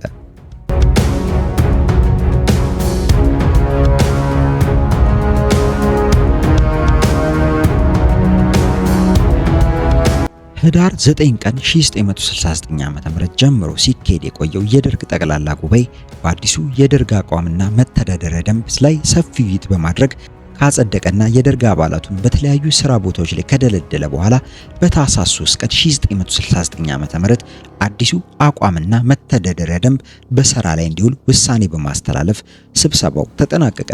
መቶ አለቃ አለማየሁና ሻምበል ሞገስ ፍላጎታቸውና እቅዳቸው ስለሰመረላቸው በአሸናፊነት እየሳቁ ሌተና ኮሎኔል መንግስቱና ደጋፊዎቻቸው ደግሞ በተቃራኒው አንገታቸውን ደፍተው ከስብሰባው አዳራሽ ወጡ። ይህ ሁኔታ በደርግ አባላት መካከል የተከሰተው ቅራኔ ከፍተኛ ደረጃ ላይ መድረሱን የሚያመላክት ነበር። በደርግ አባላት ውሳኔ ለመጀመሪያ ጊዜ ስልጣን ከሌተና ኮሎኔል መንግስቱ እጅ በሰላማዊ መንገድ ወጥታ በጄኔራል ተፈሪ፣ በሻምበል ሞገስና በመቶ አለቃ አለማየሁ እጅ ውስጥ ገባች። ከዚህ በኋላ የነሻምበል ሞገስ ቀዳሚ ተግባር የጨበጡትን ስልጣን ለማቆየት በሁሉም አቅጣጫ መንቀሳቀስ ሆነ። ወዲያው የስልጣን ክልላቸውን ተከትለው ቅድሚያ የሚሰጧቸውን ስራዎች ማከናወን ጀመሩ። ጄኔራል ተፈሪ የደርግን አዲስ አቋምና መተዳደሪያ ደንብ እንዲሁም የደርግ አባላትን የሥራ ድልድል አስመልክቶ ለሚመለከታቸው መስሪያ ቤቶች ሁሉ በታህሳስ 4 ቀን 1969 ዓ.ም የተጻፈ ደብዳቤ በፊርማቸው አረጋግጠው አሳወቁ። የመቶ አለቃ አለማየሁም ሌተና ኮሎኔል መንግስቱ የሚያዙበት ገንዘብ ሁሉ በእሱ ፊርማ ብቻ የሚንቀሳቀስ መሆኑን ሌተና ኮሎኔል መንግስቱን አስፈርሞ ሁሉም ባንኮች እንዲያውቁት አደረገ።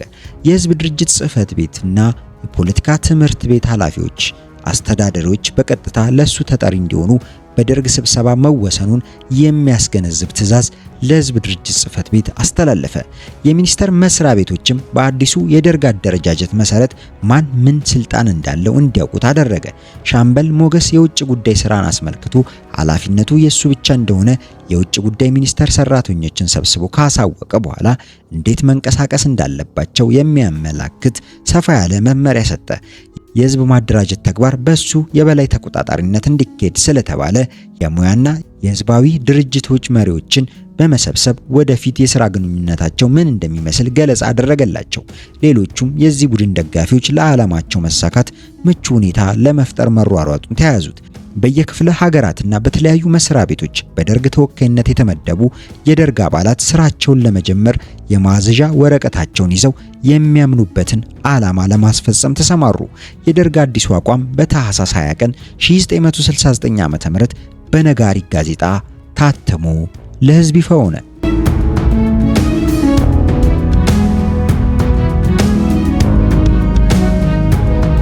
ግርግር ተለይቶት የማያውቀው የደርግ ጽህፈት ቤት ግቢ የደርግ አባላቱ በየቦታው ስለተበተኑ ጭር አለ። ጥቂት የደርግ አባላት ብቻ ናቸው ወጣ ገባ ሲሉ የሚታዩት። ሌተና ኮሎኔል መንግስቱ የሚኒስትሮች ምክር ቤት ሰብሳቢ በመሆናቸው ቋሚ ቢሮአቸው በሚኒስትሮች ምክር ቤት ጽህፈት ቤት ሆኗል። የእሳቸው ደጋፊዎችም የተለያዩ አነስተኛ ስራ ተሰጥቷቸው ከደርግ ግቢ ወጥተዋል። ይህ በመሆኑ ስሜታቸው ተነክቷል። በአሉባልታና ባልተጨበጠ ተስፋ ተገፋፍተው እንዴት የኢህአፓ አባላትን በወሳኝ ስልጣን ቦታ እንዲቀመጡ ይፈቅዳሉ እያሉ በደርግ አባላት ላይ አዝነዋል። በማከልም መጨረሻችን አያምርም እያሉ ስጋታቸውን ሲገልጡ ተሰምተዋል። በተለይ ሌተና ኮሎኔል መንግስቱ በሁኔታው ከመጠን በላይ ተበሳጭተዋል። ቀስ በቀስ አሰባስበው የጨበጡትን ስልጣን እንደዋዛ በእነ አለማየሁ መነጠቃቸው ብቻ ሳይሆን በስብሰባ አዳራሹ የደረሰባቸው ውርደት በእጅጉ እንዳስከፋቸው ከሁኔታቸው መገንዘብ አስቸጋሪ አልነበረም።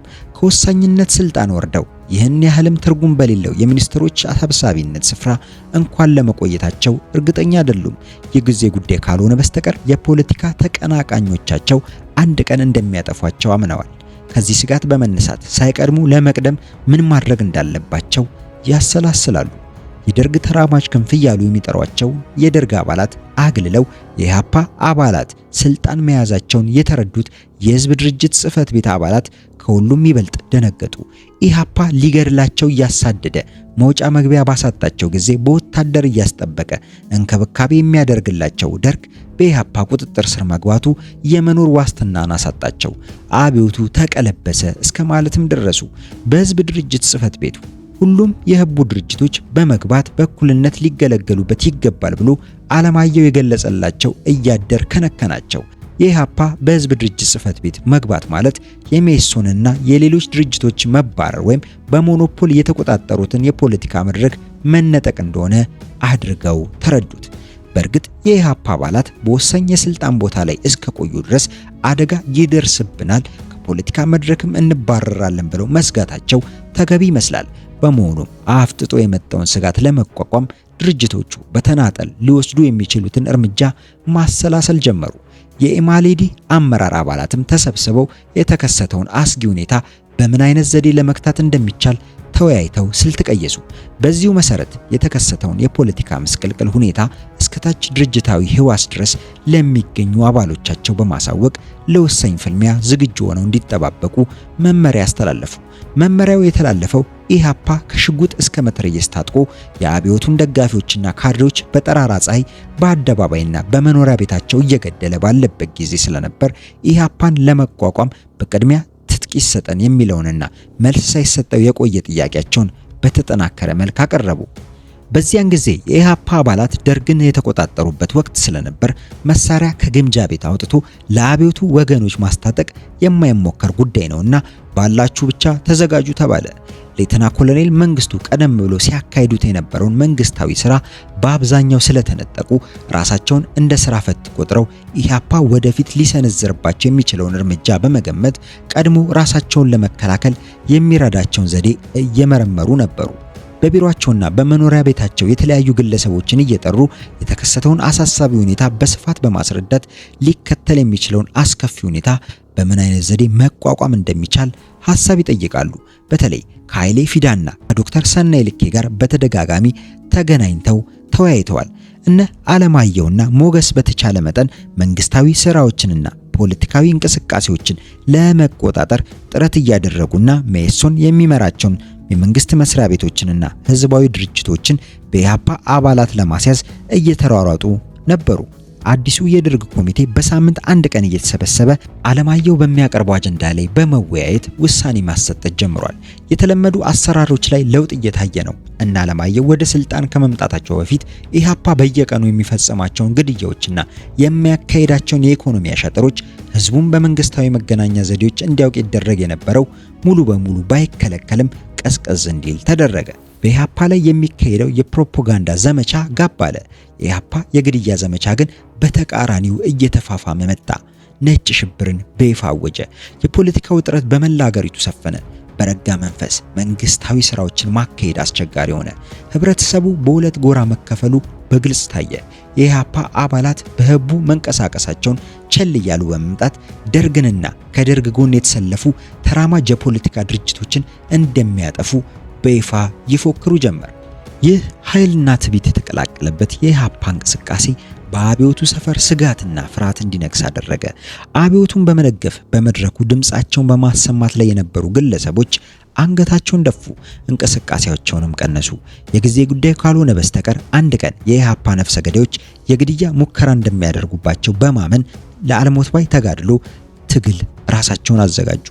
በጥር ወር የኢህአፓ ግድያ በተስፋፋ አኳኋን መካሄድ ጀመረ። ነጭ ሽብር ሰፋ፣ በረከተ። በርካታ የአብዮት ወገኖች በኢህአፓ ጥይት ወደቁ። ሁኔታው ፍጹም አስፈሪ እየሆነ መጣ። ትምህርት ቤቶችም የኢህአፓ ኢላማ ከመሆን ያመልጡ አልቻሉም። ትምህርት ከድል በኋላ በሚለው አስፈሪ መፈክር ዙሪያ የተማረውን ህብረተሰብ ክፍል ለማሰለፍ ሰፊ ቅስቀሳ በማድረግ ትምህርት ቤቶቹን ለማዘጋት የኢህአፓ አባላት ከፍተኛ ጥረት አደረጉ። ትምህርት እንዲቋረጥ ማድረጉ ዞሮ ተማሪዎችንና የተማሪዎችን ቤተሰቦች ከመጉዳት ውጪ የፖለቲካ ጠቀሜታ አያስገኝም በማለት በርካታ ተማሪዎችና አስተማሪዎች የኢህአፓን ጥሪ ለመቀበል ካለመፈለጋቸውን ባሻገር በይፋ መቃወም በመጀመራቸው ኢህአፓ እንደ ፍላጎቱ ትምህርት ቤቶችን ለመዝጋት ሳይችል ቀረ። በቅስቀሳ ብቻ ትምህርት ቤቶችን ለማዘጋት ያልቻለው ኢህአፓ ኃይል በመጠቀምና በማስፈራራት ፍላጎቱን ለማስፈጸም ቆርጦ ተነሳ። ትምህርት ቤቶች በባንዶች ቁጥጥር ስር ስለወደቁ አስቸኳይ የማጽዳት ዘመቻ እንዲካሄድ በየትምህርት ቤቶቹ ለሚገኙት አባላቱና ደጋፊዎቹ መመሪያ አስተላለፈ። በዚህም መሰረት በርካታ ተማሪዎች ጥቃት ተሰነዘረባቸው። ይህ እንቅስቃሴ አብዮቱን ለመግታት ሳይችል በመቅረቱም ብዙ ወጣቶች በቀላሉ የማይጠገን ጉዳት ደረሰባቸው። ስልጣን በኢህአፓ አባላት በመያዙ የተደራጁ ህዝባዊ ድርጅቶችም ሆነ መንግስታዊ የደህንነት ተቋማትን አንቀሳቅሶ ኢህአፓ በትምህርት ቤቶች የሚፈጽመውን ጥፋት በአጭሩ መቅጨት የማይቻል በመሆኑም በጥር ወር ትምህርት ቤቶች ታመሱ። የትምህርት ሂደቱም ተስተጓጎለ። ኢህአፓ ፍላጎቱን ያሳካ መሰለው። እነ አለማየሁ ወደ ስልጣን ከመምጣታቸው በፊት ሰው ሲገድሉ እጅ ከፍንጅ የተያዙ የኢህአፓ ነፍሰ ገዳዮች ከእስር ቤት እየተለቀቁ መደበኛ የግድያ ተግባራቸውን አፋፋሙ። የአብዮቱ ሰፈር በጭንቅና በፍርሃት ተዋጠ። ኢህአፓ በግድያ ተግባር ብቻ ሳይወሰን በተለያዩ ክፍለ ሀገራት በሚገኙ መንግስት እርሻዎች ላይም ከፍተኛ ውድመት ፈጸመ።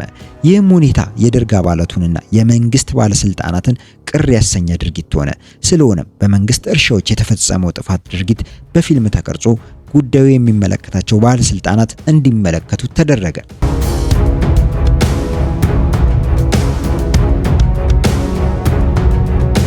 በከተሞችና በገጠር የሚካሄደው አደገኛ የኢህአፓ እንቅስቃሴ ያሳሰባቸው ሌተና ኮሎኔል መንግስቱ በመንግስት እርሻዎች ላይ የተካሄደው ዘረፋና ውድመት አስመልክቶ ጉዳዩ የሚመለከታቸው አቶ አስራት በላቸው የእርሻ ሚኒስተርና አቶ መብራቴ መንግስቴን የብሔራዊ ሀብት ልማት ሚኒስተር ቢሮአቸው አስጠርተው ስለተፈጸመው ጥፋትና በእነሱ በኩል ስለወሰዷቸው እርምጃዎች ገለጣ እንዲያደርጉ ጠየቋቸው።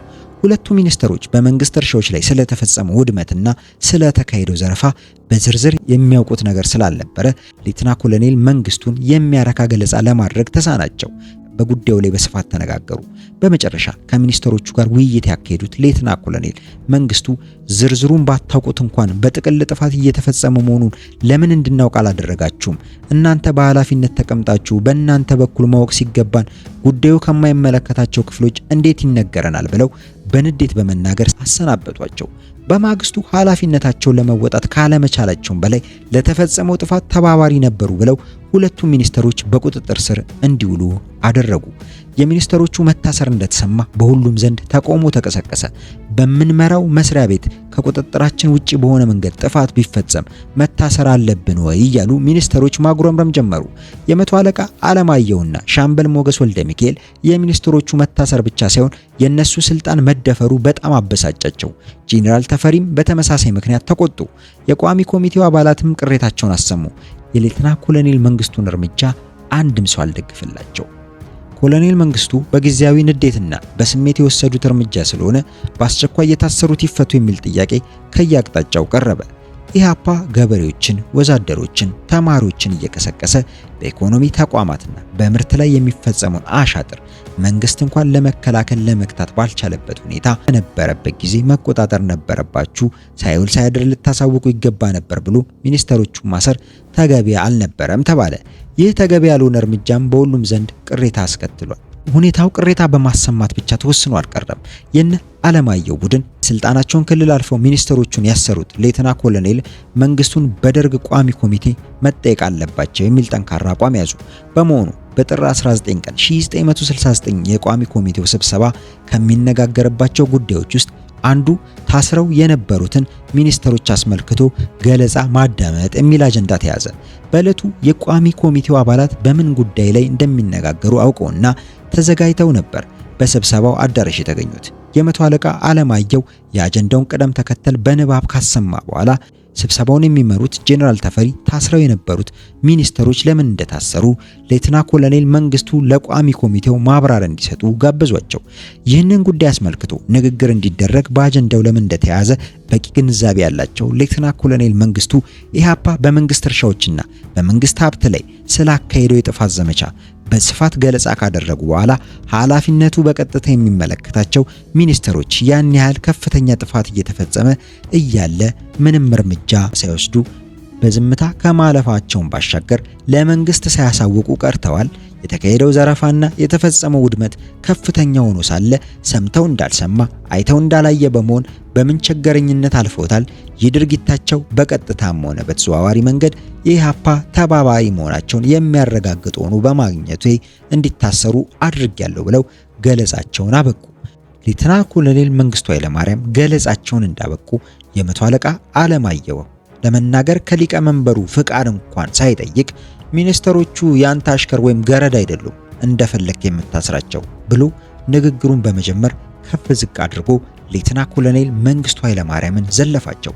አለማየሁ ባልተለመደ ሁኔታ ቀድሞ እርሱ እያለ ያናገራቸው የነበሩትን የደርጉ ዋና ሰው አንተ እያለ ሲነቅፋቸውና ሲወቅሳቸው መስማት ከባድ በመሆኑ ብዙዎቹ የቋሚ ኮሚቴው አባላት አነጋገሩን አልወደዱለትም።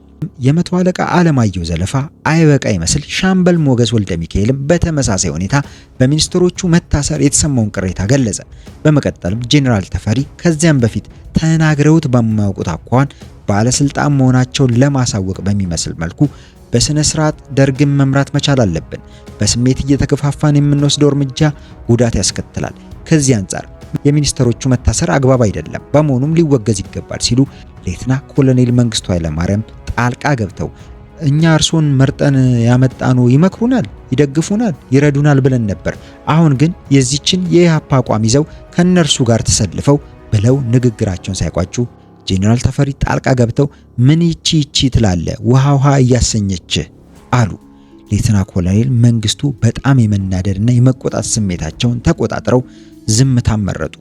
ጄኔራል ተፈሪ ውሃ ያሰኘች ሲሉ ኢህአፓን በሌተና ኮሎኔል መንግስቱ ላይ የመግደል ሙከራ ባካሄደበት ጊዜ እሳቸውን የያዘችው መኪና በጥይት እየተደበደበች በሹፌሩ ብርታት አራተኛ ክፍለ ጦር ግቢ ከገቡ በኋላ መንግስቱ ያሳዩትን የድንጋጤ ስሜት ለማስታወስ የተሰነዘረ አባባል ይመስል ነበር።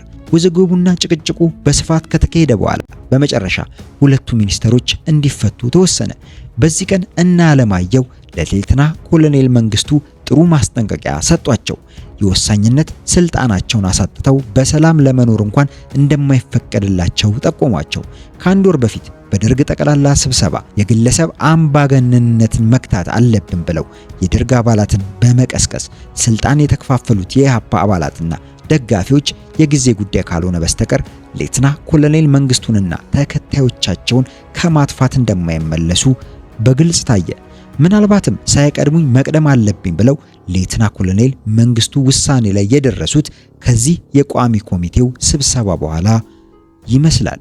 የነመቶ አለቃ አለማየሁና የነሻምበል ሞገስ ወልደ ሚካኤል ቡድን ሁሉ ነገር በእነሱ ቁጥጥር ስር የገባ ይመስል መሰረት በሌለው ጊዜያዊ ስልጣን ተሳክረው ስልት የጎደለው አኳኋን ሌተና ኮሎኔል መንግስቱን በመዝለፋቸውና በማወገዛቸው በራሳቸው ላይ አደጋ ሊከተል እንደሚችል ሳይገነዘቡ ቀርተው ሳይሆን በእነሱ ላይ ሊመጣ የሚችለው አደጋ እውን ከመሆኑ በፊት ቀድመው እርምጃ ለመውሰድ ዝግጅት እንደነበራቸው ገምተው ነው ይመስላል። ቅራኔው ፍጹም የማይታረቅበት ደረጃ ላይ በመድረሱ በአንደኛው ወገን ቀድሞ እርምጃ እንደሚወሰድ ከሚታዩት እንቅስቃሴዎች መገመት አስቸጋሪ አልነበረም። ሌተና ኮሎኔል መንግስቱ የደርጉ ጥበቃ ክፍል አዛዥ ከነበሩት ሌተና ኮሎኔል ዳንኤል አስፋው ጋር በቅርብ እየተገናኙ በደርግ ውስጥ ሰርገው የገቡትን የኢህአፓ አባላት እንቅስቃሴ ስር ሳይሰድ ባጭሩ ለመግጨት የሚቻልበትን ስልት በመቀየስ ወታደራዊ ዝግጅት ማድረግ ጀመሩ። ከህዝብ ድርጅት ጽህፈት ቤት አባላትም ጋር ተወያይተው ስምምነት ላይ በደረሱት መሰረት በአዲስ አበባና በተለያየ የሀገሪቱ ክፍሎች የቀበሌ ተመራጮችና የአብዮት ጥበቃ ጓዶች ከኢህአፓ ጋር ወደፊት ለሚካሄደው ፍልሚያ ዝግጅት እያደረጉ ነበር። እና አለማየሁ በበኩላቸው ድርጅታቸውን ለማጠናከር የኢህአፓ አባላትን በመንግስት መስሪያ ቤቶችና ድርጅቶች ውስጥ በመሰግሰግ ስልጣን እያስያዙ ነበር። በደርግ ግቢ ጥበቃና በተለያዩ የሥራ ቦታዎች ያሉት የኢህአፓ አባላት ለግዳጅ ዝግጁ ሆነው እንዲጠብቁ መመሪያ ሰጥተዋል። ይህ በእንዲህ እንዳለ ኢህአፓ ወደ አብዮቱ የሚቀላቀልበትን ስልት ቀይሰው በጄኔራል ተፈሪ አማካይነት በጥር 22 ቀን 1969 ዓ.ም የእርቅ መንፈስ ያዘለ ንግግር በቴሌቪዥንና በሬዲዮ ተላለፈ።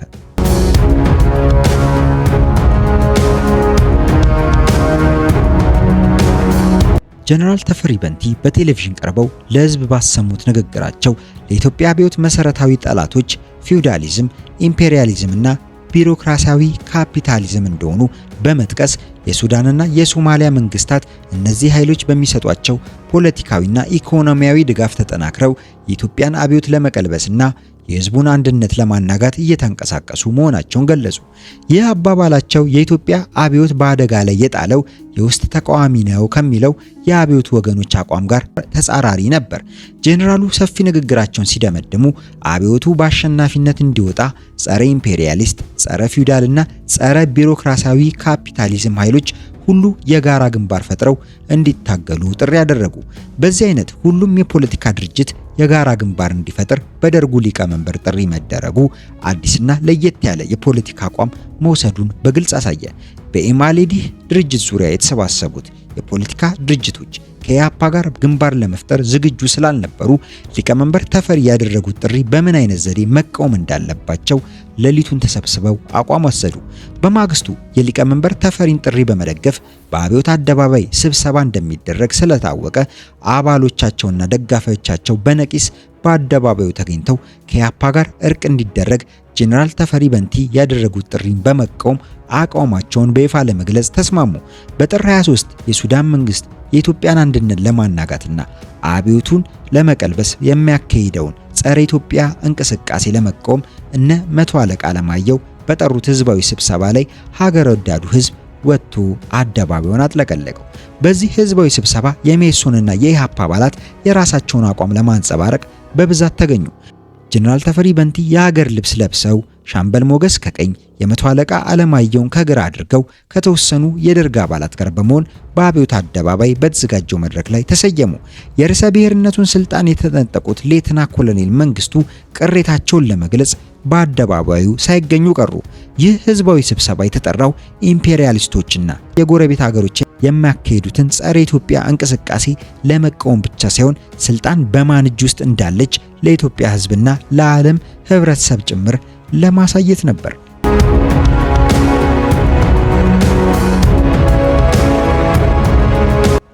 አብዮቱ ከተከላካይነት ወደ አጥቂነት ይሸጋገር፣ ትጥቅ ለሰፊው ህዝብ በአስቸኳይ ይታደል፣ ቢሮክራሲያዊው ይውደም፣ ዲሞክራሲያዊ መብቶች ይለቀቁ፣ ኢህአፓ ይውደም፣ ከኢህአፓ ጋር እርቅ የለም የሚሉና ድርጅቶች ልዩነታቸውን በህዝብ ፊት ተወያይተው እንዲፈቱ የሚያሳስቡና ወቅታዊ የህዝብ ጥያቄዎችን የሚያንጸባርቁ በርካታ መፈክሮች የሜሶንና የሌሎች የፖለቲካ ድርጅቶች አባላት አነገቡ።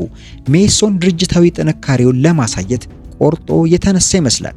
የድርጅቱ ግንባር ቀደም ካድሬዎች ሜሶን በህዝብ የታቀፈ ፓርቲ እንደሆነ አድርገው መፈክር ያሰማሉ። በአገሪቱ የተከሰተው ፖለቲካዊ ቀውስ በአደባባይ እየተንጸባረቀ ነው። ህዝቡ በሁለት ጎራ የተከፈለ ይመስላል። ጄኔራል ተፈሪ በአደባባዩ ለተሰበሰበው ህዝብ ንግግር እንዲያደርጉ ተጋብዘው አጠር ያለ ንግግር አደረጉ። ሀገሪቷን የገጠማትን ችግር በጥቅሉ ገለጹ። የሶማሊያና የሱዳን አድሃሪ መንግስታት አብዮታችንን ለመቀልበስ ሴራ ሸርበዋል ብለው ካጋለጡ በኋላ ይህን አደገኛ እንቅስቃሴ ለመክታት ሁሉም ኃይል በህብረት መንቀሳቀስ እንዳለበት አሳሰቡ። ሲያጠቃልሉ ሁሉም ተራማጅ ኃይሎችና ምሁራን አንድ ፓርቲ፣ አንድ ግንባር ፈጥረው እንዲታገሉና አብዮቱን ከውድቀት ለማዳን በህብረት እንዲሰሩ፣ ድርጅቶችን በውይይት ልዩነታቸውን እንዲፈቱ በድጋሚ ጥሪ ያደረጉ። የሊቀመንበሩ ንግግር ኢህአፓን እንደ ጠላት አድርጎ ባለመመልከቱ በአደባባዩ የተገኙትን የተወሰኑ ወገኖች ቅር አሰኘ። በኢማሌዲ የታቀፉ የድርጅት አባላት የሊቀመንበሩ ንግግር ከኢህአፓ ጋር እርቅ እንዲመሰረት የተደረገ ጥሪ ነው ብለው በአደባባይ ቅዋሜ ያሰሙ። ይህ ተቃውሞ በቀበሌዎችና በመላ የኢትዮጵያ ሰራተኞች ማህበር ተወካዮች አማካኝነት በተደረገው ንግግር ተንጸባረቀ። በተለይ የህዝብ ድርጅት ጽህፈት ቤት ወክሎ ንግግር ያደረገው የሜሶን አባል ምትኩ ተርፋሳ የአብዮቱ ወገኖች ፍላጎትና አቋም ምን እንደሚመስል ጠንከር ባለ አኳኋን ይፋ አደረገ። የአብዮቱንም ፖለቲካዊ መስመር በማያወላውል መልኩ አብራራ። በሩቅ ያለውን ጠላት ለመከላከል በቅድሚያ በመሃላችን የሚገኘውን ጠላታችንን ኢህአፓን ማስወገድ ይኖርብናል አለ። ከዚያ ቀጠል በማድረግ የሚያስፈልገው ትጥቅ እንጂ እርቅ አይደለም ብሎ እቅጩን ተናገረ። አያይዞም የአብዮት ጥበቃ ቡድኖች በቀበሌዎችና በተለያዩ ተቋማት ተደራጅተው ለወሳኙ ፍልሚያ እንዲዘጋጁ አሳሰበ።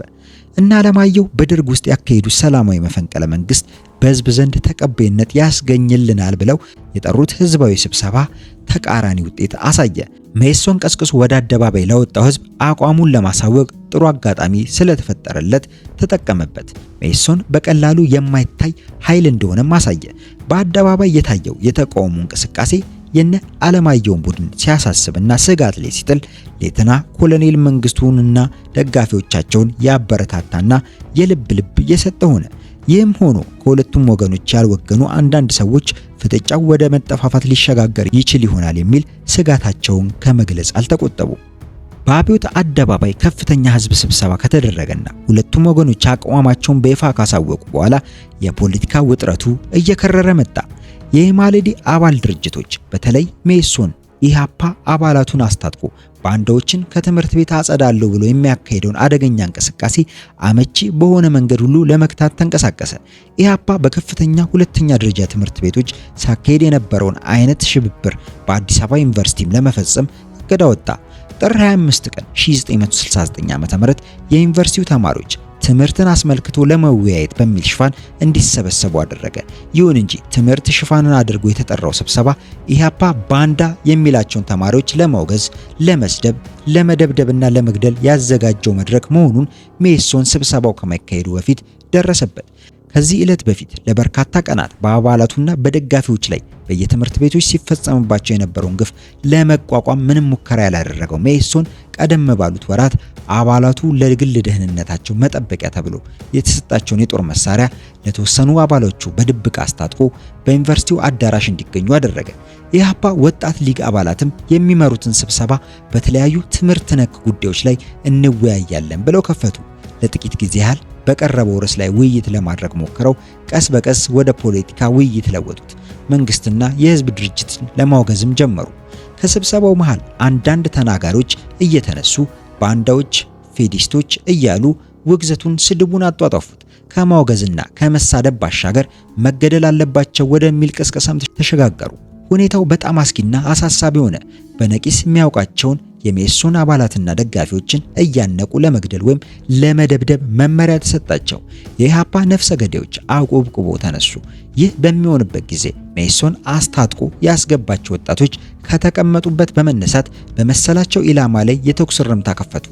አዳራሹ ቀውጥ ሆነ። ጩኸት፣ ዋይታና እሪታ ተሰማ። የተኩስ ድምፅ እንደተሰማ በስብሰባው አዳራሽ ውስጥ የነበሩት ተማሪዎች አንዳቸው ሌላኛውን እየረገጡ በበሮች ተገፋፍተው ለመውጣት በመስኮቶች እየዘለሉ ነፍሳቸውን ለማትረፍ ጥረት አደረጉ። ከጥቂት ደቂቃዎች በኋላ ጸጥታ ሲሰፍን ተረጋግጠው የተጎዱ፣ በጥይት ተመተው የቆሰሉና የተገደሉ ጥቂት ተማሪዎች በአዳራሹ ውስጥ ወድቀው ተገኙ። ባንዳዎችን እንጨርሳለን ብለው የኢሃፓ መሪዎች በጠሩት ስብሰባ ቀድሞ የመምታት ባህሪ የማይታይበት መኢሶን በሰነዘረው በትር የተወሰኑ የኢሃፓ አባላትና በፖለቲካው ይህን ያህልም ጉልህ ተሳትፎ ያልነበራቸው ጥቂት ተማሪዎች የመቁሰልና የመገደል አደጋ ደረሰባቸው።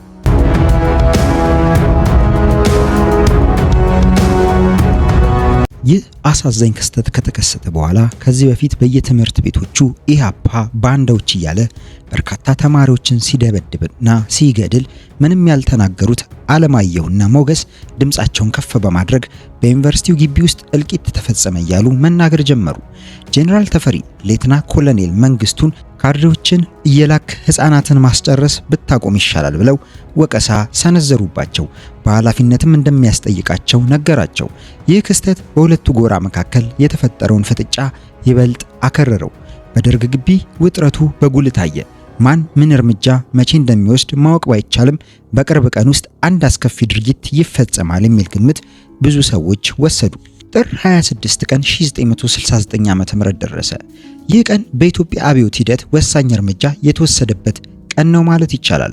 በዚህ ቀን ለረጅም ጊዜ በደርግ አባላት መካከል ለስልጣን ሲካሄድ የነበረው ፍትጊያ እልባት አገኘ። ዕለቱ ሐሙስ ጠዋት ነው። በደርግ ግቢ ከወትሮው በተለየ ወታደራዊም ሆነ ሌላ እንቅስቃሴ አይታይም። ላዩን ለሚመለከት ሁሉም ነገር ጸጥ ያለ ነው የሚመስለው። የደርግ አዲሱ አቋም ጸድቆ ስራ ላይ ከዋለ በኋላ ብዙዎቹ የደርግ አባላት በተለያዩ አካባቢዎች የተመደቡበት የሥራ ዘርፍ በመሰማራታቸው እንደ በፊቱ የደርግ አባላት ሲወጡ ሲገቡ ብዙም አይታዩ። የቋሚ ኮሚቴ አባላትና በደርግ ግቢ የሚሰሩ ሰራተኞች ብቻ የዕለት ስራቸውን ለማከናወን ወደ ደርግ ግቢ ይገባሉ። ስራ የሚጀመረው ከጠዋቱ በ2 ሰዓት ቢሆንም ብዙዎቹ ከመደበኛ የስራ ሰዓታቸው መጀመሪያ ቀደም ብለው ነው ወደ ስራ የሚገቡት። አብዛኞቹ የደርግ አባላትና የህዝብ ድርጅት ጽህፈት ቤት አባላት ወደ ቢሮአቸው ከመግባታቸው በፊት በተለምዶ የደርግ ቡና ቤት እየተባለ የሚጠራው ቡና ቤት ጎራ ብለው የጠዋት ቡና ይጠጣሉ ወይም ቁርስ ይበላሉ። በዚህ ዕለት ሌተና ኮሎኔል መንግስቱ ብዙ ጊዜ እንደሚያደርጉት ቡና ቤቷን በመጎብኘት ቡና ጠጥተው ወደ ቢሮአቸው ገቡ። በተመሳሳይ ሰዓት የመቶ አለቃ አለማየሁም ቁርስ በልቷል። የቀሩት የቋሚ ኮሚቴ አባላት 2 ሰዓት ከመሙላቱ በፊት በቢሮአቸው ተገኝተዋል።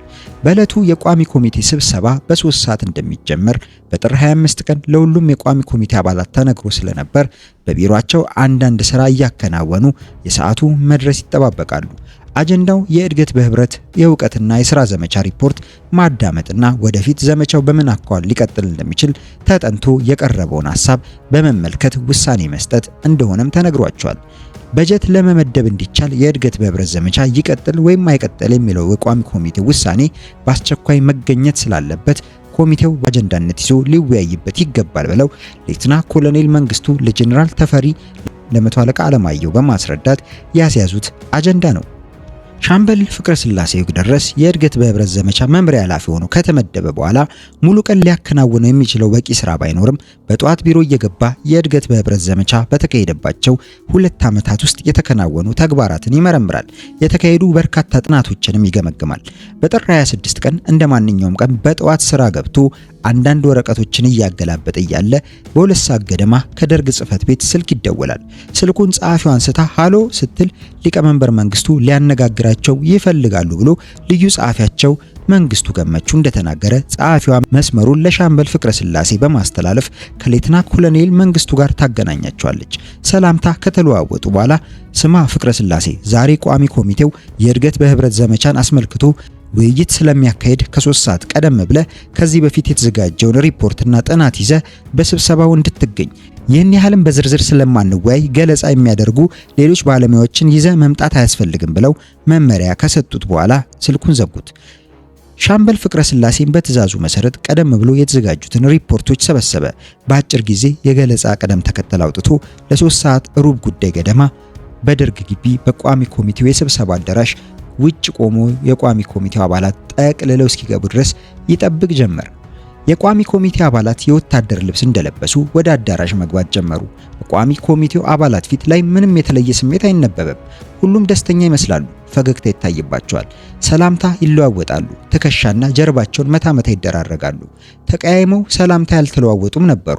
እያንዳንዱ በጎኑ ሽጉጥ ሻጥ አድርጓል። ሁሉም የቋሚ ኮሚቴ አባላት ከተው ከገቡ በኋላ ሻምበል ፍቅረ ስላሴም አዳራሽ ውስጥ በመግባት የቋሚ ኮሚቴው አባላት ከተቀመጡበት ተርታ በመጨረሻ ወንበር ላይ ተቀመጠ። የስብሰባው አዳራሽ እስከዚህም ሰፊ አይደለም። ምናልባት 6 በ10 ሜትር ቢሆን ነው። 2 በሮች አሉት። አንደኛው በር ፊት ለፊት መግቢያ በር ሲሆን በትይዩ ሌላ በር ከበስተኋላ አለ። 3ቱ ሊቃነ መናብርት የሚቀመጡት ይህን በር ከጀርባቸው አድርገው ነው። አግድሞ ከተቀመጠው የሊቀ መናብርቱ ጠረጴዛ ጋር ተያይዞ በቁመት የተዘረጋ ተሰብሳቢዎች ግራና ቀኝ ተቀምጠው የሚደገፉበት ረጅም ጠረጴዛ አለ። የቋሚ ኮሚቴው አባላት ግራና ቀኝ ቦታቸውን እንዲያዙ ጄኔራል ተፈሪ ሌተና ኮሎኔል መንግስቱን አስከትለው በስተኋላ ባለው በር በኩል ገቡ። ሁሉም ተሰብሳቢዎች ከመቀመጫቸው ተነሱ። እንደምን አደራችሁ ብለው ሲቀመጡ ተሰብሳቢዎቹም ተቀመጡ። በሊቀመንበርነት ስብሰባውን የሚመሩት ጄኔራል ተፈሪ የቋሚ ኮሚቴው በዛሬው ቀን የሚወያይበት ጉዳይ አስመልክቶ የመቶ አለቃ አለማየሁ የደርጉ ዋና ጸሐፊ ይገልጽልናል ብለው ስብሰባው መጀመሩን ካበሰሩ በኋላ አለማየሁ በአጀንዳው ላይ አጭር ገለጣ በማድረግ ሲጀምር ስልክ ተደወለ። ስልኩ ሌተና ኮሎኔል መንግስቱ አጠገብ ስለነበር ወዲያው ቅጭል እንዳለ መነጋገሪያውን በማንሳት አሉ አሉ። ከሌላው ጫፍ ማን እንደደወለ አልታወቀም። በኋላ ላይ እንደታወቀው ሌተና ኮሎኔል ዳንኤል አስፋው ነበር የደወለው። ምን እንደተነጋገሩ አልተሰማም። ሌተና ኮሎኔል መንግስቱ ብቻ እሺ ብለው ስልኩን ዘጉት። ስልኩን እንደዘጉ ይቅርታ፣ ስልኩ የተደወለው ከጎንደር ነው፣ ጎንደር ውስጥ ችግር አለ፣ እናንተ ቀጥሉ ብለው ከጀርባቸው ባለው በር በኩል ውልቅ አሉ። በዚህ ጊዜ አለማየሁና ሞገስ ጥርጣሬ የገባቸው መሰለ። አለማየሁ ንግግሩን አቋርጦ በመስኮት በኩል ውጩን መመልከት ጀመረ። አይኖቹ አላርፋሉ። ግራና ቀኝ ይመለከታል። አጠገቡ ያሉትን ሰዎች ሁሉ በጥርጣሬ ተመለከተ። ሻምበል ሞገስም በሩን ይመለከታል። ከአሁን አንድ ችግር ይከሰታል የሚል ፍርሃት ያደረበት ይመስላል። ሁሉም የኢሃፓ አባላትና ደጋፊዎች ፈርተዋል። እንደፈሩት አልቀረም። ሌተና ኮሎኔል መንግስቱ ከወጡ 2 ደቂቃ እንኳን አልሞላም። ከበስተጀርባ ባለው ኮሪደር የወታደሮች እርምጃ ተሰማ። ወታደሮቹ ሲንቀሳቀሱ በፊት ለፊታቸው ባሉ መስኮቶች በኩል ተመለከቱ። በዚህ ጊዜ ሻለቃ ፍስሐ ደስታ ተከበናል አለ። ወዲያው ሁለቱም በሮች በኃይል ተበረገዱ። ሁሉም ደነገጠ፣ ቀልባቸው ተገፈፈ፣ ድርቅ ብለው በተቀመጡበት ቀሩ። በአስፈሪ ሁኔታ ጠመንጃቸውን ወድረው በርካታ ወታደሮች ወደ አዳራሽ በመግባት ዙሪያቸውን ከበቧቸው። አንድም ሰው አልተንቀሳቀሰም። ሻምበል ገብሩ ተሰማ የኦፕሬሽኑ ኃላፊ ወደ ውስጥ ገባ ብሎ ወንድሞቼ አትደንግጡ፣ ምንም አትሆኑም፣ የሚፈለጉት ጥቂት ሰዎች ብቻ ናቸው። ስለዚህ ምንም ችግር ሳትፈጥሩ ትጥቃችሁን እያስረከባችሁ አንድ ባንድ እንድትወጡልን ብቻ ነው የምንፈልገው አለ። ሻምበል ገብሩ በደርግ ግቢ የታንከኛ ምክትል አዛዥና የቃኝ ሸለቃ አዛዥ የነበረ ንቁ ታታሪና ታማኝ መኮንን ነው። ሌተና ኮሎኔል ዳንኤል አስፎም በተበረገደው በር ላይ ቆሞ እንቅስቃሴውን ይቆጣጠራል። ሌተና ኮሎኔል ዳንኤል የሌተና ኮሎኔል መንግስቱ የቅርብ ጓደኛ ሲሆን በደርግ ግቢ የሚገኙትን ልዩ ልዩ የጦር ክፍሎች ዋና አዛዥም ነው። ሁለቱ በሮች ተከፍተው ወታደሮቹ ሲገቡ ጄኔራል ተፈሪ ከመቀመጫቸው ተነስተው በጀርባቸው ባለው በር በኩል ለመውጣት ፊታቸውን ወደዚያ ዘወር ሲያደርጉ ወታደሮቹ ጠመንጃ ደገኑባቸው። እንደገና በፊት ለፊታቸው ባለው በር በኩል ለመውጣት ሲሞክሩ ወታደሮቹ ጠመንጃ ወድረው ከአዳራሹ አስወጧቸው። የቀሩት ታጋች የደርግ አባላቶች ሻምበል ገብሩ በሰጣቸው ትዕዛዝ መሰረት ከተቀመጡበት ተነስተው ቆሙ። የታጠቃችሁትን መሳሪያ አስረክቡ ተባሉ። ከሌተና ኮሎኔል ተስፋዬ ገብረ ኪዳን በስተቀር ሁሉም ሲያንገራግሩ ከጎናቸው ሽጉጣቸውን እየመዘዙ አስረከቡ። ሌተና ኮሎኔል ተስፋዬ ብቻ አላስረክብም ብሎ በእንቢታው ጸና። የመከላከያ ኮሚቴ ሰብሳቢ ሆኖ ሲያዛቸው የነበሩ ወታደሮች ጠመንጃ ወድረውበት የሚያዙትን እንዲፈጽም ሲነግሩት መቀበል አቃተው። በስም እየጠራ ለመዝለፍ ሞከረ። እልህ የተቀላቀለበት ንግግርም አደረገ። ሻምበል ገብሩና ሌተና ኮሎኔል ዳንኤል ሊያረጋጉት ሞከሩ። በተለይ ዳንኤል የእጅ ምልክት በመስጠት እንዲያስረክብ ለመነው። ሌተና ኮሎኔል ተስፋዬ በረድ አለ። ሽጉጡንም ከአፉቱ አውጥቶ አስረከበ። የቋሚ ኮሚቴ አባላት በመከታተል ከአዳራሹ መውጣት ጀመሩ። ከአዳራሹ ከወጡ በኋላ ወዴት እንደሚወሰዱ ምን እንደሚጠብቃቸው አያውቁም። ከውጭ በርከት ያሉ የታጠቁ ወታደሮች ይጠብቋቸዋል። ማን ወዴት መሄድ እንዳለበት ለወታደሮቹ በተሰጠው መመሪያ መሰረት ከፊሎቹ የቋሚ ኮሚቴ አባላት ወደ ግራ፣ የቀሩት ደግሞ ወደ ቀኝ እንዲያመሩ ወታደሮቹ ጠቆሟቸው። ወደ ግራ እንዲሄዱ የተባሉት የነ አለማየሁ ቡድን አባላት ሲሆኑ ወደ ቀኝ የተመሩት ደግሞ የሌተና ኮሎኔል መንግስቱ ደጋፊዎች የተባሉና አቋማቸውን በግልጽ ያላሳዩ ናቸው። የነ አለማየሁ ቡድን አባላት ጠመንጃ ተወድሮባቸው ለማረፊያ ወደ ተመደበላቸው ቦታ ተወሰዱ። ቦታው ከሌተና ኮሎኔል መንግስቱ ቢሮ ስር የሚገኝ የመኪና ጋራዥ ነው። ይህ ቦታ የንጉሱ መኪና ማቆሚያ የነበረ ሲሆን መዝጊያ ያለው። ሌተና ኮሎኔል መንግስቱ ተቀናቃኝ የሆኑባቸውን ግለሰቦች ቀደም ብለው ያውቋቸው ስለነበር ስድስቱ የቋሚ ኮሚቴ አባላትና ደርግ ግቢ የተገኘ አንድ የደርግ አባል በዚሁ ጋራዥ ውስጥ እንዲቆዩ አደረጉ። በጋራዥ ውስጥ ገብተው ከተቆለፈባቸው አባላት ውስጥ ጄኔራል ተፈሪ፣ ሻምበል ሞገስና የመቶ አለቃ አለማየሁ ይገኙበታል። ደጋፊ ናቸው የተባሉት የቋሚ ኮሚቴ አባላት ከስብሰባ አዳራሹ ፊት ለፊት ከሚገኙ ቢሮዎች በአንድ ውስጥ ሰበሰቧቸው። ሰዎቹን ሁለት ቦታ ለይቶ የማቆየት እንቅስቃሴ በሚደረግበት ጊዜ አንድ ስህተት ተፈጸመ።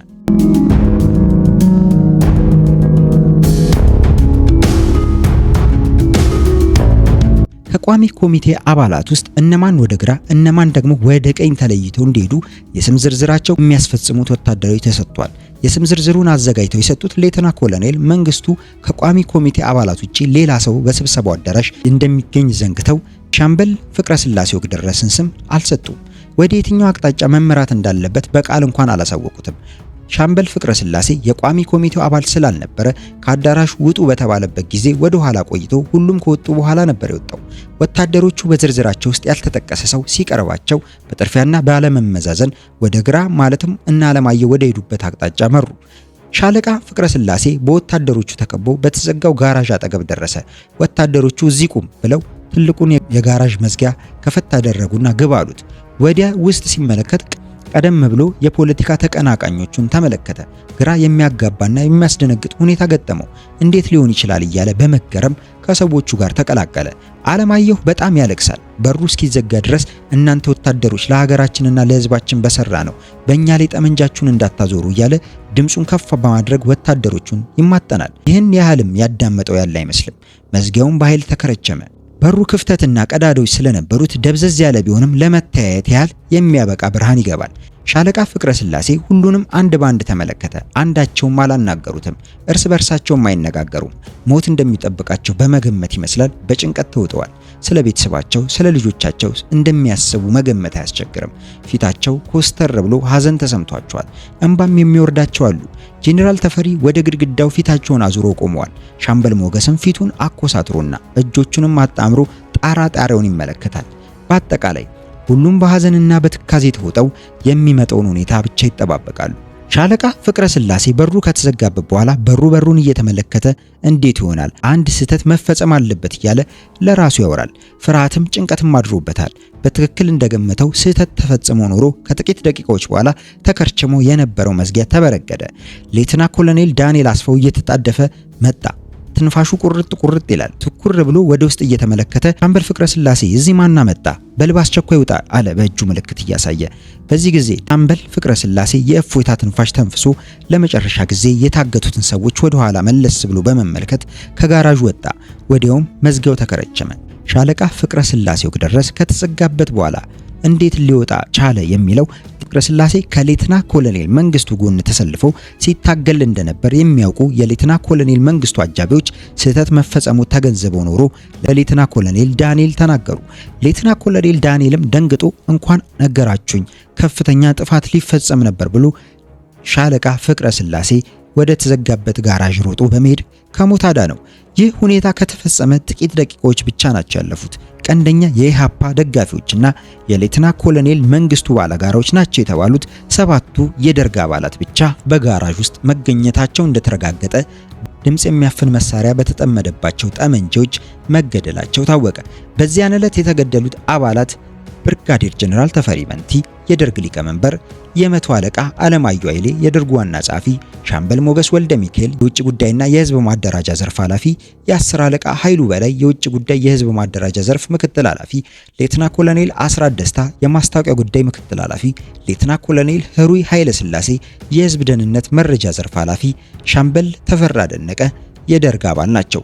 ከሞት የተረፈው ፍቅረ ስላሴ ወግደረስ ደጋፊዎች ናቸው ከተባሉት የቋሚ ኮሚቴ አባላት ጋር ተቀላቀለ። ሁሉም በድንጋጤ ፊታቸው አሸቦ መስሏል። በተለይ ሻለቃ አዲስና ሌተና ኮሎኔል ተስፋዬ ሳግ እየተናነቃቸው ያለቅሳሉ። እንባቸውም ፊታቸውን አርሶታል። የሻለቃ አዲስ ለቅሶ ከድንጋጤ የመጣ ሊሆን ይችላል። የሌተና ኮሎኔል ተስፋዬ ለቅሶ ግን ከህልና ከንዴት የመነጨ ይመስላል። እንዴት እንዲህ አይነት ከባድ እርምጃ ሲወሰድ አይነገረንም? እኛ የማንታመን ሆንን ነው እያለ ሊያረጋጉት የመጡትን ሌተና ኮሎኔል መንግስቱን ይወቅሳል። እሳቸው ለምን በቅድሚያ ለማሳወቅ እንዳልፈለጉ ለማስረዳት ይሞክራሉ። የዚህ አይነት ስራ በተቻለ መጠን በሚስጥር መፈጸም ስላለበት ነው ያልነገርኳችሁ። በሚስጥር ባያያዝ ኖሮ ተቀናቃኞቻችን ዝግጅታችንን በቅድሚያ አውቀውት አደጋ ሊያደርሱብን ይችሉ እንደነበር መዘንጋት የለባችሁም። ስለዚህ ይህን ሁኔታ ተረዱኝ ብለው ማብራሪያ በመስጠት ለቅሶን ረገብ አደረጉት። ሌተና ኮሎኔል ተስፋዬ በጣም የተናደደው ከሌተናል ኮሎኔል መንግስቱ ጋር ላለመከዳዳት በመሃላቸው መሐላ ተፈጽሞ ስለነበር ያንን መሐላ ሌተና ኮሎኔል መንግስቱ ያፈረሱ መስሎት እንደነበር ከግርግሩ በኋላ አስረዳ። የዚህ አይነቱ መሐላ ከለገሰ አስፋው ከመንግስቱ ገመቹና ከሌሎች የደርግ አባላትና ቅርብ ከሆኑ የጦር መኮንኖች ጋር ተፈጽሞ ነበር። ሌተና ኮሎኔል መንግስቱ ደጋፊዎቻቸውን ካረጋጉ በኋላ በግቢው የሚገኙ የደርግ አባላትን ተሰብስበው በጉዳዩ ላይ እንደሚወያዩ ተነግሯቸው ወደ ቢሮአቸው ሄዱ። ወደ ደርግ ግቢ ማንም ሰው እንዳይገባ የገባም እንዳይወጣ የሚል ትዕዛዝ ተላልፎ ስለነበር በደርግ ግቢ በየቢሮው በስራ ላይ ተሰማርተው የነበሩ ሲቪሎችና ወታደሮች ጭንቀት ውስጥ ወደቁ። በደርግ አባላት መካከል ውጥረት ሰፍኖ እንደሰነበተ ቢያውቁም በዚያን ዕለት የሚካሄደው ወታደራዊ እንቅስቃሴ በጣም ስላሳሰባቸው ገለጻ እንዲደረግላቸው ጠየቁ። በዚህ ጥያቄያቸው መሰረት ሌተና ኮሎኔል መንግስቱ ለአጭር እየተካሄደ ስላለው እንቅስቃሴና ውጥረት አስረዷቸው። ከደርግ አባላት ውስጥ ለኢሃፓ የተመለመሉት ኢሃፓን ለስልጣን ለማብቃት ሴራ የሸረሙትን ለማስወገድ ስልቱን የቀየሱትና በአፈጻጸሙም ዋና ተዋናይ ሆነው የሚንቀሳቀሱት ሌተና ኮሎኔል መንግስቱና ሌተና ኮሎኔል ዳንኤል ብቻ ስለነበሩ ስራ በዝቶባቸዋል። ከቦታ ቦታ ይንቀሳቀሳሉ፣ ትዕዛዝና መመሪያ ያስተላልፋሉ፣ የአፈጻጸም ሪፖርትን ይቀበላሉ። ሌተና ኮሎኔል መንግስቱ በደርግ ግቢ ሰራተኛ የነበሩትን ሲቪሎችና ወታደሮች ሰብስበው ጭር ገለጣ ካደረጉ በኋላ በግቢው የሚገኙ የደርግ አባላት ሁሉ በአስቸኳይ ወደ ስብሰባ አዳራሹ እንዲገቡ ትዕዛዝ አስተላለፉ። ሁሉም በስብሰባው አዳራሽ ተገኘ። የተወሰኑ እርምጃዎችን እየወሰደ ኃይለ ሥላሴ መንግስት መፈታተን እንደጀመረ የመላ ኢትዮጵያ የቋሚ ኮሚቴው አባላት ከዚህ ስብሰባ በፊት ተሰብስበው የደረሰባቸውን አስደንጋጭ አደጋ በማስታወስ ተመሳሳይ ድርጊት ይፈጸምብን ይሆን የሚል ስጋት ገባቸው። የሆነ ሆኖ ምርጫ ስላልነበራቸው ከሌሎች የደርግ አባላት ጋር በስብሰባው አዳራሽ ገብተው ተሰየሙ። ሌተና ኮሎኔል መንግስቱ የወታደር ልብስን የለበሱት የሸሚዛቸውን እጅጌ ጠቅልለዋል። ሁሉን እንቅስቃሴ በትኩረት ነው የሚመለከቱት። አይኖቻቸው ግራ ቀኝ ይንቀሳቀሳሉ። ጄኔራል ተፈሪ የሉም። ሌተና ኮሎኔል አጥናፉም የሉም። ሚሊሺያ ለመመልመል በወለጋ ክፍለ ሀገር ነው የሚገኙት። ተሰብሳቢዎቹ ድንጋጤው አለቃቸው። ድምጽ እንኳን የሚያሰማ አንድም ሰው የለም። እርስ በርሳቸው አይነጋገሩ። ሌተና ኮሎኔል መንግስቱ ሲገቡ ሁሉም ተሰብሳቢዎች ተነስተው ቆሙ። ቁጭ በሉ ጓዶች ብለው ቦታቸውን ያዙ። የኢህአፓ ደጋፊዎች ደርግን ለማፍረስ ያካሄዱትን ሴራ ለማስረዳት ንግግር ጀመሩ። ለ5 ደቂቃ እንኳን ገለጻ ሲያደርጉ ከፍ ያለ የተኩስ ድምጽ ተሰማ። ሁሉም ደነገጡ። አይናቸው ግለሰቦች ሌተና ኮሎኔል መንግስቱ በፍጥነት ከመቀመጫቸው ተነስተው ከጀርባቸው በኩል ባለው በር በፍጥነት ወጡ። ተኩስ የተከፈተው በኢህአፓ ደጋፊ ወታደሮች አማካይነት እንደሆነ በመገመት ዘለው ብረት ለበስ ተሽከርካሪ ውስጥ ለማሰባሰብ ሻለቃ ብርሃኑ ባይም ተከትሏቸው ገባ። ሌሎቹም ወዴት እንደሚሄድ ግራ ተጋብተው እዚያው አካባቢ ቆመው የትዕይንቱ ተመልካቾች ኮሎኔል ተስፋዬና መንግስቱ ገመቹ ታንክ ውስጥ ገቡ። ተኩስ እንደቀጠለ ነው። ማን በማን ላይ እንደሚተኩስ ግልጽ ባይሆንም ሌተና ኮሎኔል ዳንኤል ቢሮ አካባቢ እንደሚተኮስ አወቁ። የተንቀሳቀሱ ታንኮች ወደዚያ አቅጣጫ ቀርበው ቀላል መሳሪያ መተኮስ ጀምረዋል። በሁለት ጎራ መካከል የሚካሄድ ውጊያ መሰላቸው። እውነቱ ግን ይህ አልነበረም። ተኩሱን የከፈተው ሻለቃ ዮሐንስ ጥቁ የሚባል የምርመራ ክፍል ምክትል ኃላፊ ነበር። ሻለቃ ዮሐንስ ከመቶ አለቃ አለማየሁ ጋር የቅርብ ግንኙነት የነበረው የኢህአፓ አባልነት የሚጠረጠር ፖሊስ ሰራዊት አባል ነው። በዚያ ዕለት ከነ አለማየሁ በቁጥጥር ስር እንደዋሉ ምናልባትም እርምጃ እንደተወሰደባቸው ይሰማና እኔንም አይለቀኝም የሚል ስጋት ያድርበታል። ቢሆንም በዚህ የተነሳ ለጊዜው ቢሆን ከአደጋው ለመሸሽ መኪናውን አንቀሳቅሶ ከደርግ ግቢ ለመውጣት ሙከራ ያደርጋል። በዋናው በር በኩል ሲሞክር የገባ ይወጣም ብለው ወታደሮች ይከለክሉታል። ከዚያ ይመለስና በሌላ በኩል በር ሌላ ሙከራ ያደርጋል። እዚያም ይከለክሉታል። ተስፋ ቆርጦ ወደ ቢሮ ሲመለስ ሁለት የታጠቁ ወታደሮች ሌተና ኮሎኔል ዳንኤል ይፈልጉዋል ይሉታል። እና ጠመንጃውን እንዳነገተ ወደ ዳንኤል ቢሮ ያመራል። ወታደሮቹ ይከተሉታል። አንድም ዳንኤል ግልጽ የሆነ ትዕዛዝ ባለመስጠቱ ሊሆን ይችላል፣ ወይም ወታደሮቹ ትዕዛዙን በትክክል አልተረዱም። የተሰጠው ትዕዛዝ ዮሐንስን አምጡት የሚል ሲሆን አንደኛ አስራችሁ ይዛችሁ አምጡት ማለት እንዳልሆነ በመገመት ወታደሮቹ ሌተና ኮሎኔል ዳንኤል ይፈልጉታል ብቻ ብለው ትጥቁን እንኳን ሳያስፈቱ እየተከተሉት ወደ ዳንኤል ቢሮ ይሄዳሉ። በዳንኤል ቢሮ ስብሰባ ይካሄዳል። ከተሰብሳቢዎቹ ውስጥ ሌተና ኮሎኔል አባላትን የደርጉ የመረጃ ቦታና ሻምበል እንዳለ ገላን የደርጉ ሕክምና ክፍል ኃላፊ እንዲሁም የመቶ አለቃ ተሰማ ከጥበቃ አስተላለፈ በኋላ አዋጁ በተግባር የተተረጎመው ሰብሳቢው ሌተና ኮሎኔል ዳንኤል አባላት ነበር። የሰበሰቡበት ምክንያት ከአንዳንድ አባላት በስራ የደርግ አባላት አስክሬን የደርግ አባላት ጋር ለመተዋወቅና የቀብሩ ስነ ስርዓት በመቻላቸው ሁኔታ ለመወሰን ነበር ፍላጎት። ሻለቃ ዮሐንስ በምንም አይነት ዳንኤል በሰላም እንዳልፈለገው እርግጠኛቸው በመምጣት አጥፍቶ ለመግፋት ወሰነ። ኃላፊነት ያላቸው የደርግ አባላት ቢሮ አጠገብ ሲደርስ በተከፈተው መስኮት በኩል ዳንኤልና ሌሎች ሰዎች ተሰብስበው ይመለከታል። ከመቅጽበት የተቀባበለው አውቶማቲክ የደርግ አባላት በመስኮቱ ዘርፍ አነጣጥሮ ሩምታው ሲከፍታል። በመጀመሪያው ተኩስ ዳንኤልና ምክትል ያሰር አለቃቸው በላቸው አራጋው ይላማብና ይወድቃሉ። እንዳለበት ኮሎኔል ሲዩምና ሻምበል እንዳለ ጠረጴዛው ስር ሲገቡ የመቶ አለቃ ተሰማነት ወለሉ ላይ ይጋደማል። ሻለቃ ዮሐንስ ጊዜ አላጠፋም። ወዲያው ከቢሮ ይዘውት ወደ መጡት ወታደሮች ጠመንጃውን አዙሮ በመተኮስ ጥይት ለቀቀባቸው። ሁለቱም ተመልሰው የፖለቲካ ሁሉም ነገር ይፈጸም የነበረው በቅጽበት ነበር። ሻለቃ ዮሐንስ ሌተና ኮሎኔል ዳንኤል ቢሮ ሲደርስ በአጋጣሚ ስለሚካሄደው እንቅስቃሴ መረጃ ለማግኘት በዚያ ሰዓት ዶክተር ሰናይ ልኬ ዳንኤል ቢሮ አጠገብ ደርሷል። ሻለቃ ዮሐንስ በወታደሮቹ ላይ ተኩሶ ዞር ሲል ዶክተር ሰናይ ልኬን ያየዋል። የህዝብ ድርጅት ጽህፈት ቤት አባላት ላይ ከፍተኛ ጥላቻ የነበረው ዮሐንስ ጠላቱን አጠገቡ ስላገኘው በደረቱ ላይ ጥይት አርጨፈት የሚችልበትን ዮሐንስ ያጎረሰው ካርታ ጥይት ስላለቀበት ካርታ ለመለወጥ ሌተና ኮሎኔል ሲዩም ቢሮ ውስጥ ዘሎ በማስወገድ ከዚያ ጠመንጃውን አቀባብሎ በያልጣጫው መተኮስ ጀመረ። በርከት ያሉ ሰዎች ከለላ ይዘው የሚተኩሱ ይመስላል። አንድ ታንክ ከባድ መሳሪያ እየተኮሰ ዮሐንስ ከለላ ወደ ያዘበት ህንጻ ቀረበ። ግድግዳውንም ደረመሰ። ህዝባዊ ድርጅቶች የሙያ ማህበራት በመጨረሻ ሻለቃ ዮሐንስ ሞቶ ተገኘ። ሌተና ኮሎኔል ዳንኤልና ዶክተር ሰናይ ልኬ በህይወት ስለተገኙ በአስቸኳይ ወደ ሆስፒታል ተወሰዱ። ብዙም አልቆዩ ሆስፒታል እንደደረሱ ሁለቱም ማስከተል ሻለቃ ዮሐንስን ጠርቶ ይዞት የመጣው የ50 አለቃ ዳምጠው ጓንጉልና በስብሰባው ተካፋይ የነበረው የ10 አለቃ በላቸው ልክ እንደተገነዘቡ ህይወታቸው አለፈ። በአንድ ግለሰብ የአጥፍቶ መጥፋት እርምጃ ይህን የመሰለ ጉዳት ቢደርስም ሌተና ኮሎኔል መንግስቱ ፍላጎታቸው በተሳካ ሁኔታ አከናወኑ። በደርግ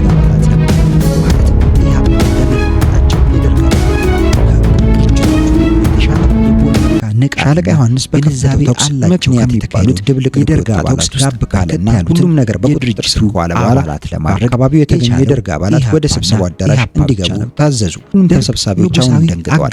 እርስ በርሳቸው እንኳን አይነጋገሩ። ስልጣኑን በተለየ ዓለማየሁ ደጋፊነታቸው በተለያዩ ጊዜያት ሲያንጸባርቁ የነበሩ የደርግ አባላት በእኛ ላይ ምን እርምጃ ይወሰዳል የሚል ስጋት ስላደረባቸው የመሸጋገር ስሜት በግንባራቸው ላይ ይታይባቸው ነበር።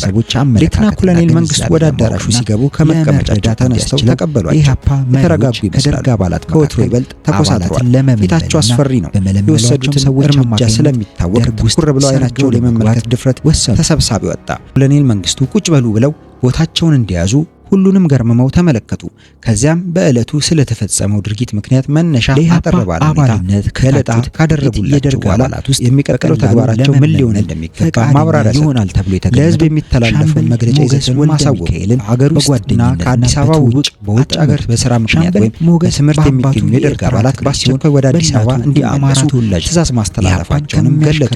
ሁሉም የደርግ አባላት ከተው ከገቡ በኋላ የደርግ መዋቅራዊ አቋም ዳግመኛ እንዲመረመርና የአመራር አባላትንም እንዲመረጥ ነገሯቸው። ሁሉም ተሰብሳቢዎች አንገታቸውን በማወዛወዝ የድጋፍ ወይም ዩኒቨርሲቲያቸው ጥያቄና ማብራሪያ የጠየቀ ወይም የተለየ አስተያየት የሰጠ አንድም የደርግ አባል በሰዓቱ ፕሮግራም እንዲቀበል የደርግ ስብሰባ በተደረገ ጊዜ ሁሉ የተቃውሞ ወይም የተለየ አስተያየት ከማቅረብ የማይቆጠቡ የደርግ አባላት እንኳን ምንም ሳይናገሩ ስብሰባው በቃ በፍርሃትና በጭንቀት የተወጠረ ስብሰባ ስለነበር ሁሉም የደርግ አባላት በሚገኙበት ጠቅላላ ስብሰባ የሚካሄድበት ቀን እናሳውቃለን፣ የዛሬው ስብሰባ እዚህ ላይ ያበቃል ብለው ሌተና ኮሎኔል መንግስቱ ስብሰባውን ሲጀምሩ ሁሉም ተሰብሳቢ የደርግ አባል ጉፎ ያለ ድርጅቶችን በስራ አስኪያጅነት እንዲመሩ ከተደረጉ ግለሰቦች በተወሰደው ፈጣን እርምጃ በደርግ ግቢ ሲንቀሳቀሱ የነበሩ የኢህአፓ አባላት ህይወታቸውን ለማትረፍ ሲሉ ከመሸሽና ከመሰወር ባሻገር ምንም የፈየዱት ነገር አልነበረም። የኢህአፓ መሪዎች በሀገሪቱ ፖለቲካዊ፣ ኢኮኖሚያዊና ወታደራዊ ጉዳዮች ላይ የመወሰንና የማዘዝ ሙሉ ስልጣን ያለው መንግስት በመለመላቸው ጥቂት የደርግ አባላት አማካይነት አንበርክከው ስልጣንን ለመያዝ ይቻላል ብለው በቀየሱት ከጀብደኝነት የመሰብሰብ ምክንያት የደርግ አባላትን ለእሳት እጆች ዳረጉ ይላል መነሻ ታሪክ ያስጠናው ፍቅረ ስላሴ ወደረስ አቅርቦ በማሳና አብዮት በተሰኘ መጽሐፍ አለፍ በማድረግ ረገድ ከፍተኛውን ሚና የተጫወተው የኢህአፓ መሪዎች ደርግ በአዲስ መልክ የሚዋቀርበት ዘዴዎች አጥንተው ለድርጅቱ ዓለማየሁ ሲሰጡና ተግባራዊነቱም እንዲታገሉ መመሪያ ሲያስተላልፉ ደረጃቸው የሚገጥማቸው የሚችለው አደጋ ተገንዝበው እንዴት ለመቋቋም እንደሚቻል ዝግጅት አላደረጉም። እነ ዓለማየሁ የደርግ አባላት የግለሰብን የአምባገነንነት ማስወገድ እንዲወረሱ የሚቀስቀሻ ዙሪያ በማሰለፍ ለጊዜው የሌተና ኮሎኔል መንግስቱን ስልጣን ለመቀነስ ስለቻሉ ብቻ በወራት ጊዜ ውስጥ ስልጣን እንደሚጨብጡ የኢህአፓ መሪዎች እርግጠኛ በመሆናቸው ሊያስወግዱት የሚፈልጉትን ቡድን በተጠቅልለው በተለይ የግድያ ሙከራ ያደረጉባቸውና ወደፊትም ቢሆን ሊገድሏቸው የሚፈልጓቸው ሌተና ኮሎኔል መንግስቱን በተፋጠነ መንገድ መልሰው ለማባላት እንደሚችሉ ከግንዛቤ ውስጥ ለማስገባት አልሞከሩም። ሌተና ኮሎኔል መንግስቱ በገንዘብ ላይ የማዘዝ ስልጣናት ሻምበል ሞገስን ጥሩ የበላይ አዛዥነታቸውን ቢያጦሩት ግቢ የሚገኝ ጦር በቀጥታ የማዘዝ ስልጣናቸውን ባለማጣታቸው በማንኛውም ጊዜ ጦሩን አንቀሳቅሰው ፖለቲካ ተቀናቃኞቻቸው ላይ እርምጃ እንዲወስዱ ብዙ ጥያቄዎች ሳይቀርቡና እነ መቶ አለቃ ዓለማየሁ በከፍተኛ ድምጽ ድጋፍ አግኝቶ ይወሰን ነበር። ደርግ ግቢ የሚገኘው ጦር ዘመናዊ ትጥቅ ያለው በጥሩ ሁኔታ የተያዘ ሲሆን እዙ ከመከላከያ ሚኒስቴር ውጪ ነበር። የመከላከያ ሚኒስቴር ስንቅና ትጥቅ ከማሟላቸው ለጦሩ ደሞዝ ከመክፈል ሌላ ጦሩን የማዘዝ ስልጣን አልነበሩም። ጦሩ የሚታዘዘው በቀጥታ በሌተና ኮሎኔል መንግስቱ አለቃ ዓለማየሁ እነ መቶ አለቃ ዓለማየሁ የሌተና ኮሎኔል መንግስቱ ኦፊሳላዊ ስልጣን ለመክፈል የተሻለ የፖለቲካ ግቢ የሚገኘው ጦር ከሳቸው ውጪ ለማድረግ አልሞከሩም። ሞክረውም ቢሆን ላይሳካም ይችል ነበር። በዚህ ፍርሃት የተነሳ ሁኔታው እስኪመቻች ጠብቀው ይሆናል እና ዓለማየሁ በጦሩ ዘንድ ሊሆነው እስከዚህም ተቀባይነት አልነበራቸው። ታታሪና በመሆኑ ጄኔራል ተፈሪ የያዙ ስልጣን ተጠቅመው ሌተና ኮሎኔል ዳንኤልን በሌላ መኮንን ለመቀየር ቢሞክሩ ቅጽበታዊ አመፅ ተቀስቅሶ ምናልባትም ኩዴታ ሊካሄድ ይችላል የሚል ፍርሃት እንደነበራቸው ሊገመት ይችላል። ከዚህ ፍርሃት በመነሳት አድርጓል ሌተና ኮሎኔል ዳንኤል አስፎን ለመለወጥ ያደረጉ አባላትን ለመላው ሕዝብ ድጋፍ ያለኝ በወራት የሚቆጠር ጊዜ ውስጥ ስልጣን ለመጨበጥ የሚችል ብቸኛ የፖለቲካ ፓርቲ የማስተላለፍ ራሱን ሲያታልል የነበረው ኢህአፓን በደርግ ውስጥ አሉኝ ከሚላቸው አባላት ዋና ዘዴው ሲደመሰሱ ተራ ግድያ ከመፈጸም ውጪ ምንም አይነት እንቅስቃሴ ለማድረግ አልሞከረም። እንዲያውም መሪዎቹ በድንጋጤ ሽሽት መረጡ።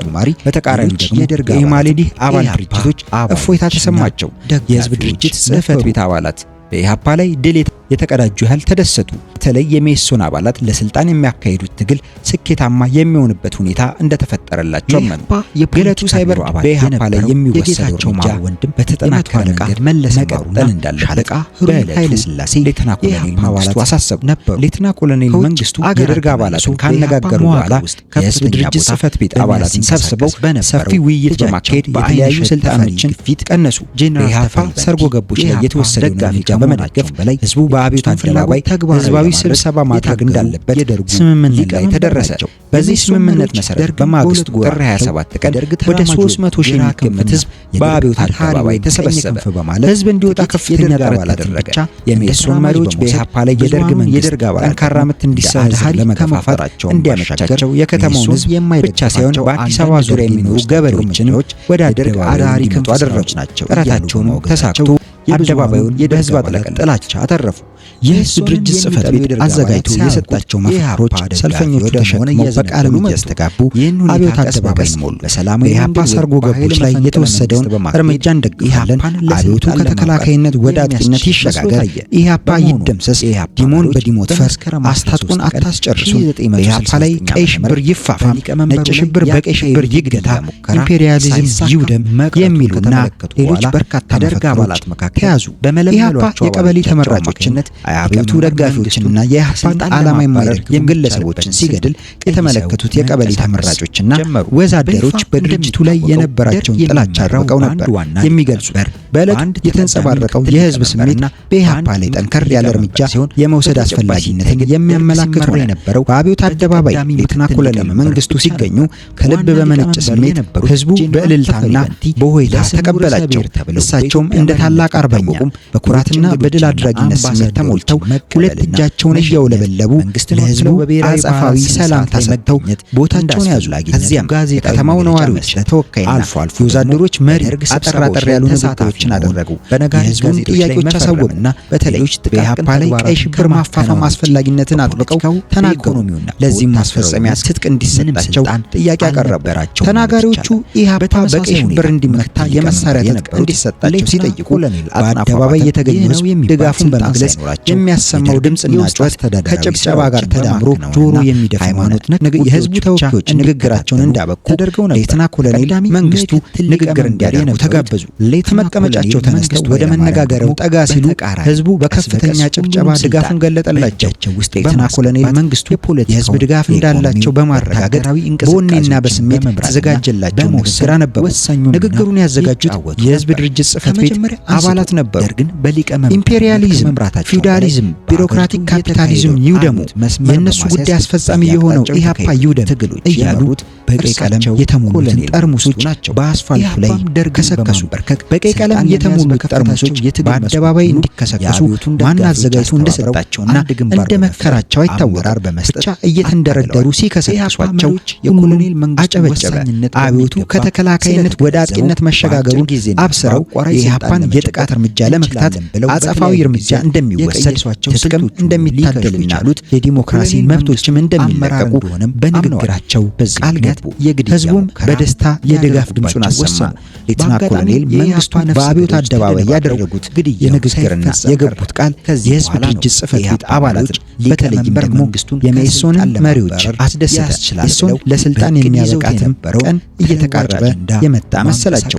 በአብዮት አደባባይ ህዝባዊ ስብሰባ በተካሄደ ማግስት ከውጭ ሀገርና ከአዲስ አበባ ውጭ የነበሩ የደርግ አባላት በተደረገላቸው አስቸኳይ ጥሪ መሰረት በሁለት ቀናት ውስጥ ጠቅልለው አዲስ አበባ ገቡ። በጥር 26 ቀን በአጋጣሚ ያልተገኙ አንዳንድ የኢህአፓ ደጋፊዎችና ሌተና ኮሎኔል መንግስቱን የሚጠሉ የደርግ አባላት ህይወታቸው ለጊዜው የተረፈ መሆኑን ቢያረጋግጡም የሆነው ይሁን ብለው በስጋት ወደ አዲስ አበባ ተመለሱ። በዕለቱ ሀገር ቤት ቢኖሩ ኑሮ ፍጹም ሊተርፉ የማይችሉ የደርግ አባላት ውስጥ የመቶ አለቃ ገበያው ተመስገን አንዱ ነበር። በአጋጣሚ ለትምህርት ሞስኮ ስለነበረ ያቺን መጥፎ ቀን አሳለፋት። ገበያው የኢህአፓ ደጋፊ በመሆኑ ብቻ ሳይሆን ሌተና ኮሎኔል መንግስቱን አጥብቆ ስለሚጠላ እንዴት በእንደዚህ አይነት ጨካኝ ባሪያ እንገዛለን እያለ በይፋ የሚሳደብ ሰው ነበር። ካልሰለጠንና ከኋላ ቀር ከሆነ ሰው አፍ የሚወጣ ስድብ ሲወረውር ብዙዎቹ የደርግ አባላት በመስማታቸው ጠልተውታል። ሌተና ኮሎኔል መንግስቱ በወለጋ ክፍለ ሀገር የገበሬ ሚሊሻን በማደራጀት ላይ የነበሩት ሌተና ኮሎኔል አጥናፉ ስልክ ደውለው በእነ አለማየሁ ላይ ስለተወሰደው እርምጃ ከነገራቸው በኋላ በአስቸኳይ ወደ አዲስ አበባ እንዲመለሱ አሳሰቧቸው። እኔንም ሊገድለኝ ፈልጎ ይሆን ከሚል ስጋት በመነሳት ሌተና ኮሎኔል አጥናፉ አባተ በጣም ደነገጡ። የሚወስኑትም ግራ ገባቸው። ወደ አዲስ አበባ ተመልሶ ከመገደል በጎንደር ክፍለ ሀገር ከሚንቀሳቀሱት ከኢድህ ሰራዊት ጋር ከኢህአፓ ጦር ጋር በመቀላቀል ይሻላል የሚል አቋም ያዙ። ይህንንም ያሳሰባቸው ቀደም ብለው ለሚያውቁት አውሮፕላናቸውን ለሚያበረው ለሻለቃ መኮንን ያማክሩታል። ሻለቃ መኮንን በሐሳቡ አልተስማማም። ያለ በቂ ዝግጅት ወደ ሽፍትነት መሄዱ አያዋጣም፣ ይቅርብ፣ የሚያዋጣው ወደ አዲስ አበባ ተመልሰ የሚመጣውን እንዳመጣጡ ማስተናገር ነው የሚል ምክር ይሰጧቸዋል። ሌተና ኮሎኔል አጥናፉ አውጥተው አውርደው በመጨረሻ ወደ አዲስ አበባ መመለሱን ይመርጡና ይመለሳሉ። ጥር 26 ቀን ሌተና ኮሎኔል አጥናፉ አዲስ አበባ ተገኝተው ቢሆን ኖሮ ምናልባት አደጋ ሊደርስባቸው ይችል ነበር የሚል ግምት ተወሰደ። በመሆኑም በዚያን ዕለት በአጋጣሚ ከአዲስ አበባ ውጪ መገኘታቸው እድለኛ አሰኘት። የኋላ ኋላ መጥፎ ነገር ማጋጠማቸው ባይቀርም ሌላው እድለኛ የመቶ አለቃ መለሰ ማሩ ነው። መለሰ ማሩ ከነ አለማየሁ ጋር ግንባር በመፍጠር ሌተና ኮሎኔል መንግስቱን ስልጣናቸውን እንዲያጡ ከፍተኛ ድጋፍ ሰጥቷል። መለሰ የጄኔራል ተፈሪ ልዩ ጸሐፊ በመሆኑ ከልጃቸው በተጨማሪ ጄኔራሉ ለኢህአፓ ፍላጎት ማስፈጸሚያነት እንዲያገለግሉ ግፊት ያደረገባቸው እሱ እንደሆነ ይታመናል። ከደቡብና ከምዕራብ አፍሪካ ሀገሮች ጋር ኢትዮጵያ ያላትን ግንኙነት ይበልጥ ማጠናከር አለባት ተብሎ ወደ ተለያዩ ሀገሮች መልእክተኞች እንዲላኩ በተወሰነው መሰረት በሻለቃ እንዳለ ተሰማ የሚመራው ቡድን ከጥር 26 ቀን ቀደም ብሎ ወደ ደቡብ አፍሪካ ሀገሮች የጄኔራል ተፈሪን መልእክት ይዞ ተጓዘ። የመቶ አለቃ መለሰ የዚህ ቡድን አባል ነበር። ቡድኑ ውጭ ሀገር በነበረበት ጊዜ በጥር 26 ቀን በነ አለማየሁ ላይ እርምጃ ተወሰደ። ዜናው መለቱን በዓለም ተሰራጨ። የሻለቃ እንዳለ ቡድን ማዳጋስካር ላይ እንዳለ ዜናውን ሰማ። ወዲያው ከማዳጋስካር ወደ ዳሬ ሰላም ቡድኑ እንደደረሰ በአስቸኳይ ወደ አዲስ አበባ እንድትመለሱ የሚል መልእክት መጣላቸው። ወደ አዲስ አበባ ለመመለስ አውሮፕላን በመጠበቅ ላይ እንዳሉ መለሰ በዳሬ ሰላም ለሚገኘው የአሜሪካ ኤምባሲ ስልክ ደውሎ በአስቸኳይ ከሆቴሉ እንዲወስዱት ጥያቄ አቀረበላቸው። በጥያቄው መሰረት ሌሎች የቡድኑ አባላት ሳያዩት በድብቅ ይዘውት ሄዱ። ከዚያ በኋላ መለሰ በዚያ አኳኋን መለሰ ማሩ ከሞት ተረፈ። የደርግ ጠቅላላ ስብሰባ ጥር 28 ቀን ጠዋት ተከፈተ። በውጭ ሀገርና ከአዲስ አበባ ውጭ የነበሩ የደርግ አባላት ሁሉም ተገኝተዋል። የነ አለማየሁና ሞገስ ወገኖችም የሚባሉትም ከያሉበት መጥተዋል። እኛ መች አወቅን ዓላማቸው ይህ ኖሯል እንዴ በጣም ይገርማል እያሉ ቀረብ በሚሏቸው የደርግ አባላት ፊት እነ አለማየሁን ሲያወግዙ ይሰሙ ጀመር። ሌተና ኮሎኔል መንግስቱ በሳቸው ላይ ክንዳቸውን ያነሱትን የደርግ አባላት ሁሉ ለማግለል አልፈለጉም። እንዲያውም ለወደፊት ታማኝ አገልጋይ እንዲሆኗቸው አንዳንዶቹን በግል እያነጋገሩ አረጓጓቸው። ሌተና ኮሎኔል መንግስቱ አጠር ያለ ንግግር ካደረጉ በኋላ ስብሰባው የሚነጋገርባቸውን አጀንዳ አሳወቁ። አጀንዳው የደርግን ድርጅታዊ አቋም እንደገና መመርመር፣ ከዚያም የሚሻሻለውን በማሻሻል አዲስ የደርግ ስልጣንና ኃላፊነትን የሚወስን አዋጅ ማዘጋጀትና በአዲሱ የደርግ አቋም ላይ በመመርኮዝ ኃላፊዎችን መምረጥና መመደብ የሚል ነበር። ለአሰራር እንዲቀል በማሰብ ከሁለት ወር በፊት እንደተደረገው 3 ኮሚሽን ተመስርቶ ሁሉን ዘርፍ በመዳሰስ ለውሳኔ የሚመች ሐሳብ እንዲያቀርብ ቢደረግ ይሻላል የሚል ሐሳብ በመቅረቡ ይሄው ሐሳብ ተቀባይነት አግኝቶ ሁሉም የደርግ አባላት በ3ቱ ኮሚሽኖች ተደለደሉ። ሌተና ኮሎኔል መንግስቱ፣ ሻለቃ ብርሃኑ ባይና ሻለቃ ፍቅረ ስላሴው ድረስ 3ቱን ኮሚሽኖች በሊቀመንበርነት እንዲመሩ ተወሰነ። ኮሚሽኖቹ የሥራ ክፍፍል አድርገው በአጭር ጊዜ ጠቅላላ ጉባኤው የሚወስነውን ዝግጅት አጠናቀው አቀረቡ። በፊት በስፋት ተጠንቶና ውይይት ተካሂዶበት በስራ ላይ ውሎ የነበረው የደርግ አቋም ብዙም ማሻሻያ አልተደረገበትም። አብዛኛው ስልጣን ለሊቀመንበሩ ተሰጠ። የኮሚሽኖቹ ስራ በዕለቱ ተጠናቆ በጥር 29 ቀን ለደርግ ጠቅላላ ጉባኤው ውሳኔ ቀረበ። የደርግ አቋም አንደኛ ጠቅላላ ጉባኤ፣ ሁለተኛ 30 አባላት የሚኖሩት ማዕከላዊ ኮሚቴ፣ ሶስተኛ 16 አባላት የሚኖሩት ቋሚ ኮሚቴ እንዲሆን ተወሰነ። ደርጉ በአንድ ሊቀመንበርና በአንድ ምክትል ሊቀመንበር እንዲመራም ስምምነት ላይ ተደረሰ። ሊቀመንበሩ የሶስቱም አካላት ሰብሳቢ እንዲሆን ተባለ።